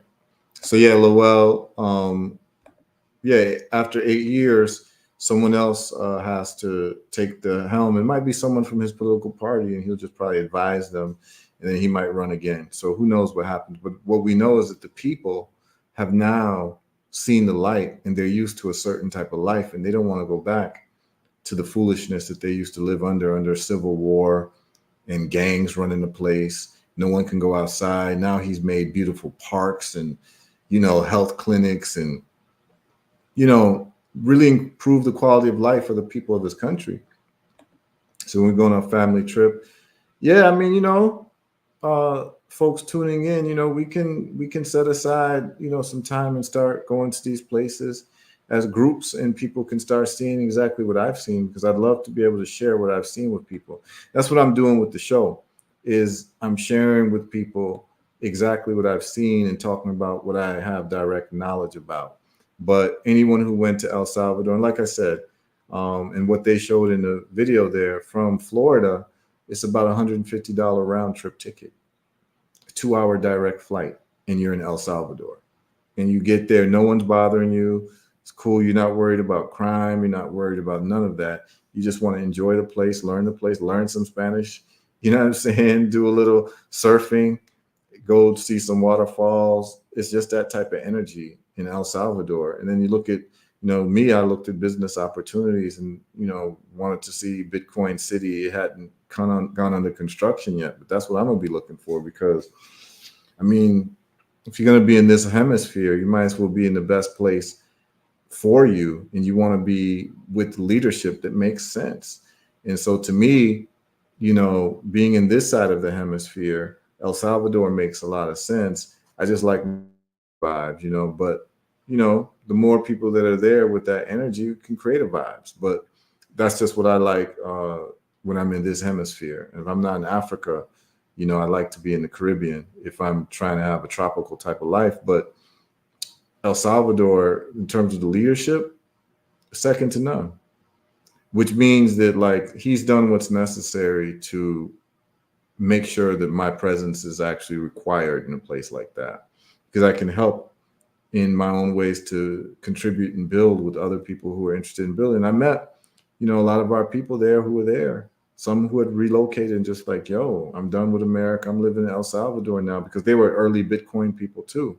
I saw them on the airplane. Like when you get on the airplane, you see all these people with Bitcoin Beach T-shirts. Like they're Americans who were going there because of Bitcoin, and it's increased the tourism of the place. So now people are spending money. They're spending Bitcoin in the country. And a lot of them said they're not going back to the US. I met a lot of them.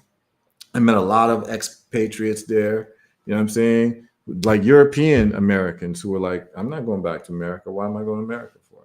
So they picked up everything. I interviewed one of the guys. It's on my channel. He's one of the founders of Bitcoin Beach. And I believe his name is Mike. So I have it on my channel. Anyone can look at it. When I was there, I was like, I got to interview the people who started this. And they sat down with me. Very pleasant, very cool. Everyone's chill because they're living basically in paradise. You're not worried about crime. The weather's 85 degrees every day. You got the beach in front of you. They built a beach house with no property taxes. They're there chilling. That's what they're doing. They're surfing every day. When I met some of the Americans that relocated there, they showed me their lifestyle. They wake up in the morning, they eat fruit, and they go surfing. Then they might do some things on the internet, advise people on Bitcoin adoption, and that's it. Some of them retired, some of them haven't, and they're just chilling. So it's real to see these things, man. And leadership means a lot, y'all. That's why I try to emphasize on the show. I don't care if it's 3 people on watching or 3,000 people or 3 million people watching. The whole point of the matter is that the word has to get out, that the earth is a big place. And it's hard to say that you're from the earth, but you haven't seen the earth, right? Many of us have been relegated to just the countries that we were born in. That makes you kind of like a victim of circumstance when you don't like actually try to see what else is out there. So there's a question, like the home prices and the land prices, I would say probably 1/4 of the cost of the US, like 1/4 of the cost. You know what I'm saying? Like the cost of living is very cheap. I remember the food I was buying, like my dinners cost me like $8 there, and I was eating like some really good food. You know what I'm saying? Like, yeah. So and I was right at the ocean every day, and I was getting watermelon for like 20 cents. You know what I'm saying? They call it sandia. That's the Spanish name for watermelon. So it's like, yo, you got to see the world. But what's more important, understand the leadership behind these places.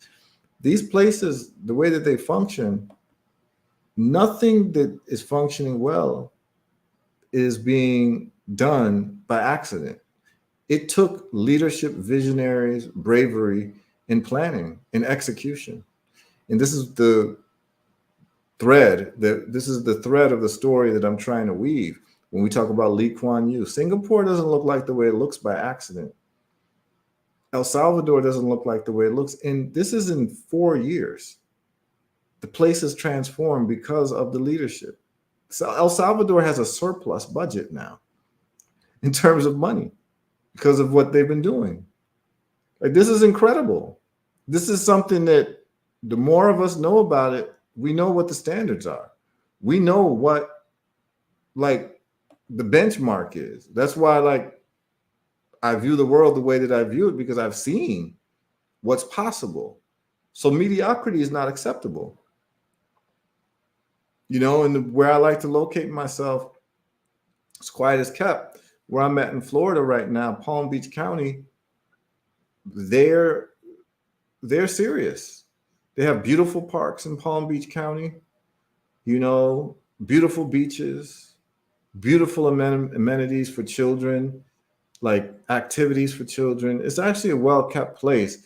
Palm trees all over the place. Anyone who's been to Palm Beach County knows what it looks like. It's beautiful. And I always say, like, you know, I'm not a big fan of necessarily living in America with all the stress that comes with it, but I don't mind living in Palm Beach County, or at least living part of the time in Palm Beach County, because it's beautiful. I like to live in a beautiful place where it's sunny, where it's manicured well in terms of the greenery. You know, it's beautiful. And you go to El Salvador, you see the same thing. Go to Rwanda, you see the same thing.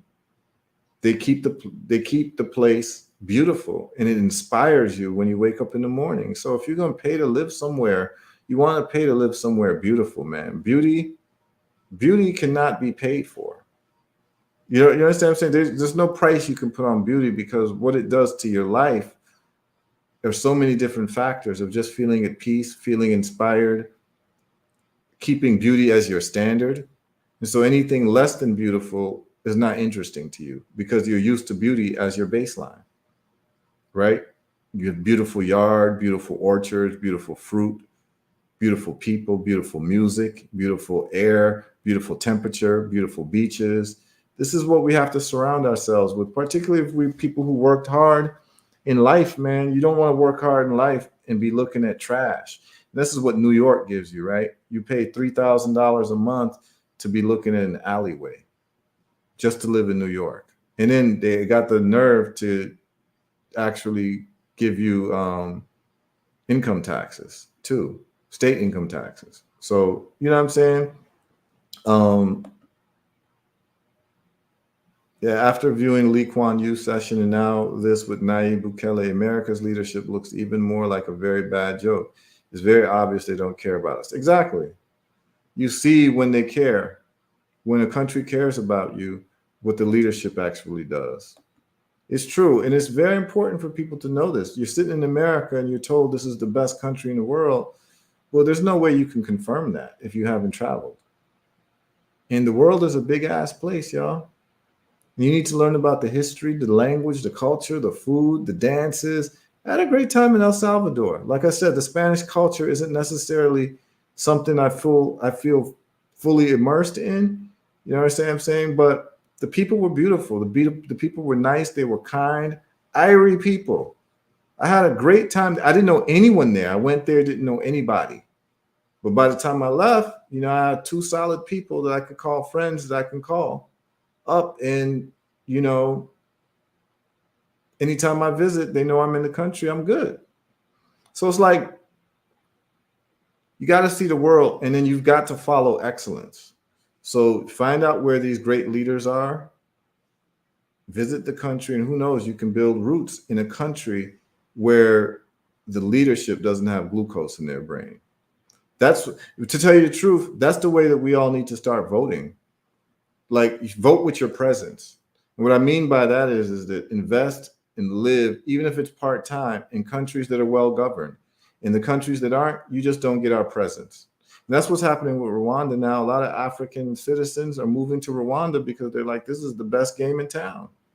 Until my country, you know, I've been in Kenya, and people in Kenya like, I wish Kagame was our president. I can't wait to go to Rwanda. Same thing in Tanzania. They're saying the same thing. Like, they ask us, like, yo, what's Rwanda like? Because we've heard about it. Like, tell us about Rwanda. They want to sit for hours and talk about Rwanda because they've seen and heard what Rwanda's like, and it's just a 30-minute, 40-minute plane flight away. And it's like, when you cross the border, you see the difference in who's governing well and who's not. You know, so I hope that this was an enjoyable podcast for y'all who tuned in. I hope that it shed some light and gave you some insight as to leadership and what it's about. How Nayib Bukele, within a short amount of time, solved the murder rate problem of 100 homicides per day to almost zero. He solved the healthcare issue, literacy issue. He solved the economic issue. And this is a guy who's solving the corruption issue. You all saw, for those who tuned in early, you saw, maybe I can end with that. For those who didn't see, let's end with Nayib Bukele dealing with corruption and how he really shocked his ministers. Like, on their face was, damn, is this really happening? He brought them in a room and said, you all are my cabinet. Everyone's being investigated as of right now, because I want to know who's a thief and who's not. Like, that's real. And arrested someone that same day. Somebody who'd been stealing. You know? So this is not, I'm going to play it one more time and end with that, because to me, this is profound. Every single African nation should have a leader like this. Let me hide this banner and let me play this one more time for y'all. That's how we're going to go out and end the evening. Hopefully everyone is inspired. Everyone is energized by this and understand what it is that we call excellence. All right. De que investiguemos a todos los que están acá. Para atrás. Hold on, I'm going to go back. Le quiero pedir en público de que investiguemos a todos los que están acá. Para atrás y para adelante. Yo me imagino que pues no hay ningún problema, ¿no?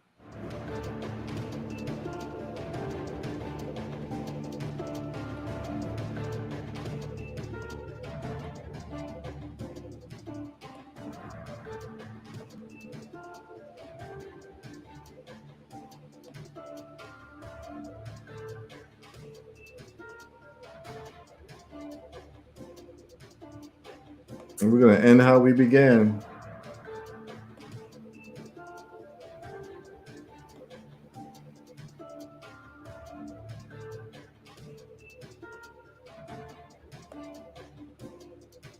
I know he has reform for the younger, like under 18. I don't know what he's doing for the people over 18.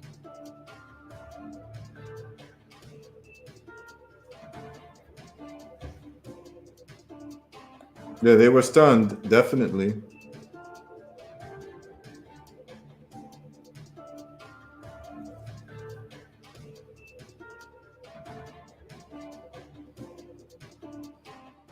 Como pueden ver ustedes, todos los que estamos aquí reunidos son parte del Ejecutivo, del órgano ejecutivo, que es el del cual yo estoy encargado, a excepción de una persona. Es el fiscal general que está aquí, él no es del Ejecutivo. Y está acá por una razón bien sencilla. Y es porque le quiero pedir en público de que investiguemos a todos los que están acá. Para atrás y para adelante. Yo me imagino que pues no hay ningún problema, ¿no? Hay una persona que me dijo una vez, mire, ¿y tú no le temes a la muerte? Yo le dije, no, pues claro, nadie se quiere morir. Yo no me quiero morir, pero yo sé que me voy a morir algún día, como todos. Si hay algo que no se puede escapar es de la muerte. Todos los que estamos aquí en 100 años, pues, no va a haber nadie vivo. Nadie. Ninguno de los que estamos aquí, pero más probable es que nadie sabe cómo se llama el papá del abuelo de uno. Pero hay algo que yo sí le tengo miedo. So there's one thing I A fear. dejar un mal legado. He said he doesn't fear death. Unos presos, fugitivos, He pero fears la a bad mayoría son legacy. recordados como ladrones. Yo no quiero ser recordado como el ladrón. Entonces yo no robo, porque no quiero ser recordado como el ladrón o el corrupto. Pero hubo un presidente, el presidente Duarte, que la gente decía en ese entonces, el presidente no es ladrón, pero se rodeó de ladrones. Y en algún momento presentó una esperanza para el pueblo salvadoreño. Pero si acaso es verdad que él no robó, qué tonto fue. Porque era la esperanza del pueblo. No tocó un centavo y manchó su legado por rodearse de ladrones. Entonces a mí no me va a pasar eso. So this won't happen to me. Yo no voy a ser el presidente que no robó, pero se rodeó de ladrones. Pero que me recuerden como el presidente que no robó y que no dejó que nadie robara. Y al que robó lo metió a la cárcel. Ya hay un par que ya están en la cárcel. And then later on, this guy gets arrested.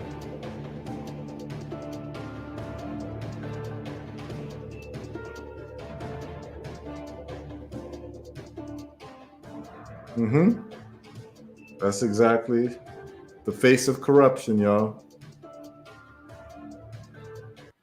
That's how you lead. So, look, the bottom line is in this world, there are people who are performing.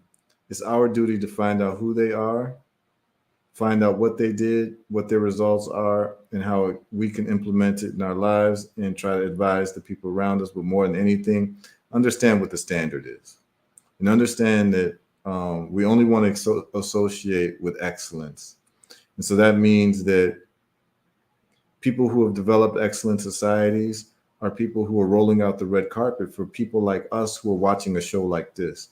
Anyone watching this show right now is somebody who wants excellence for their life and is trying to figure out different ways that they can engage in excellence for their life, for something better than they had yesterday or a better situation that they were in yesterday. That's why people are watching this program right now and the people who are watching the future.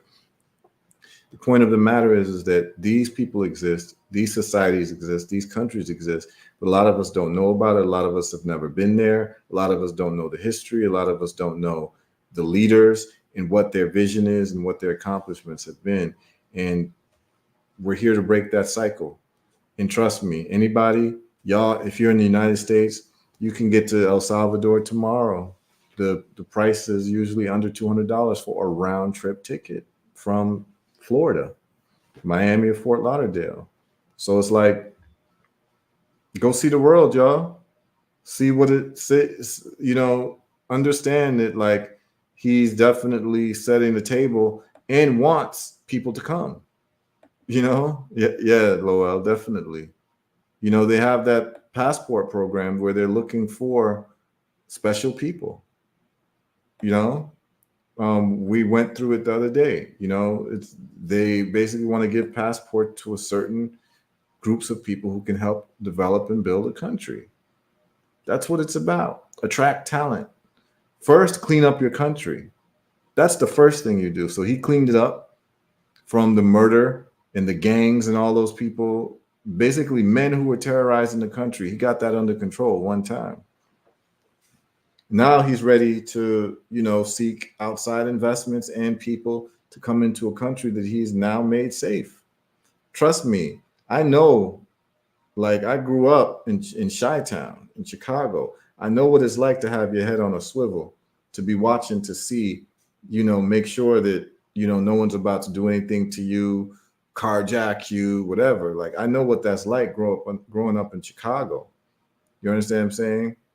When I was and I know when I go to different places, when I need to have that type of awareness. Well, in El Salvador, that wasn't necessary. Just felt safe. There was no seediness going around, no people hiding behind corners and nobody ice grilling you. No, it wasn't nothing like that. It was just Irie vibes. And I went and I didn't just spend time in San Salvador. I went to different places around the country, and the people are humble and the people are cool. So please understand that it is our duties to find out the places in the earth that are amenable to us in terms of leadership, if not for anything, to just learn, You know, my whole thing of going to El Salvador was to learn for myself, not to read through newspaper or articles or anything like that. As a matter of fact, when I was in El Salvador, there was a brother who invited me to be on his radio show. And, you know, we were going back and forth about El Salvador because I said I went there for, you know, I was interested in it because of Bitcoin being legal tender. And he starts telling me all this stuff about El Salvador. And I'm like, actually, that's not true. And he's like, why are you saying it's not true? And my answer was, because I'm in El Salvador right now. He was like, you're there right now? I was like, yeah, I'm actually in El Salvador. I flew there.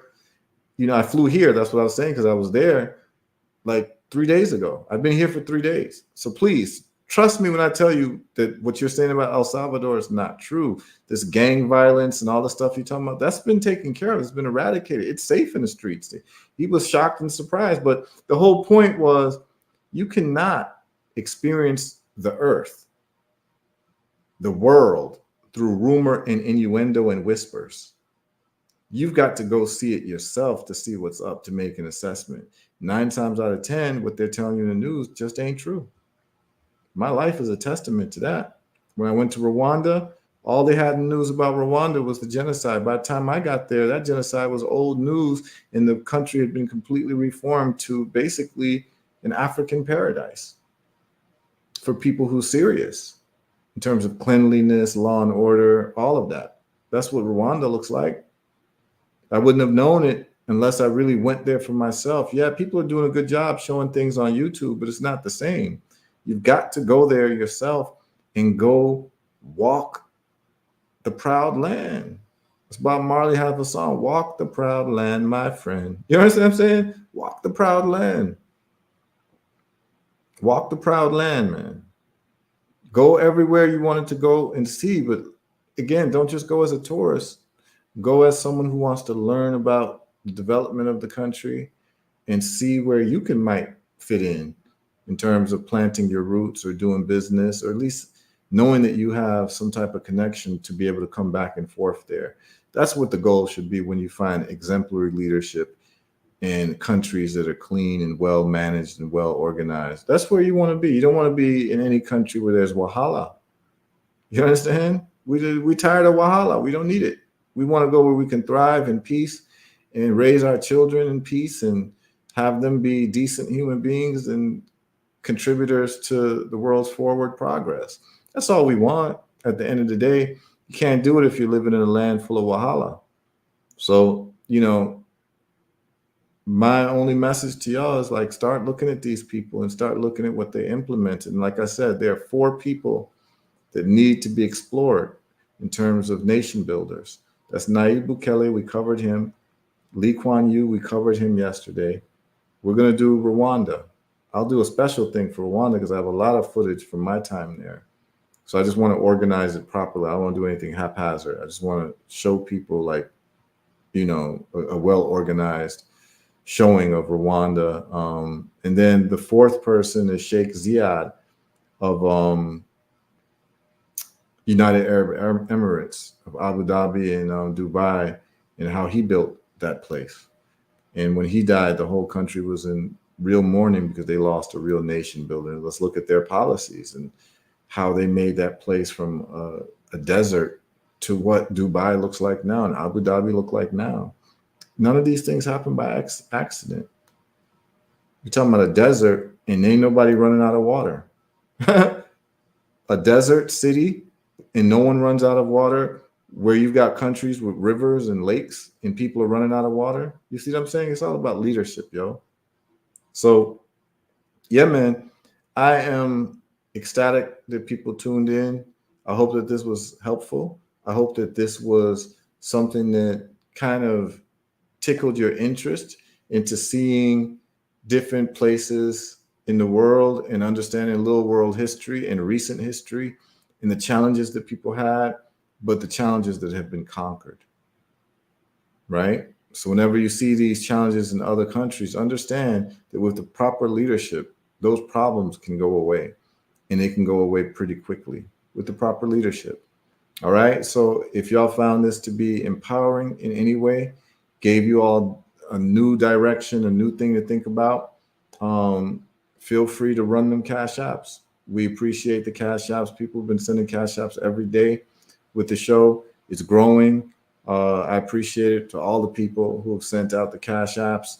Enough respect to you. And I know you're doing it because you're getting value, right? I mean, you figure you're paying for Netflix, you're paying for whatever, Hulu, you're paying for whatever you pay for, and you're not getting the same value that you're getting by just tuning in every evening, Monday through Thursday night to the show.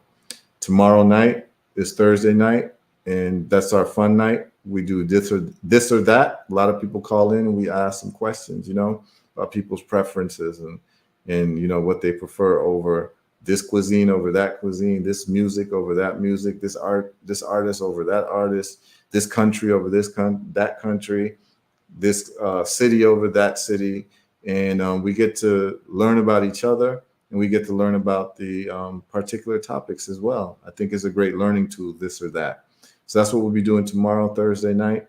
I'd like to big up everyone who came and tuned in, those who came in and out. Give thanks for the strength, and it's enough love for y'all. I'm just happy to be able to share some of these things that's always running through my mind with people. I love doing these types of lives because it's a way for me to talk about a lot of these things that are really floating around in my head that I don't talk about all the time, because I'm doing different things. But having a show for at least 3 hours a night, Monday through Thursday, forces me to talk about all of these topics that sometimes are just locked in my mind, and sometimes I even forget about.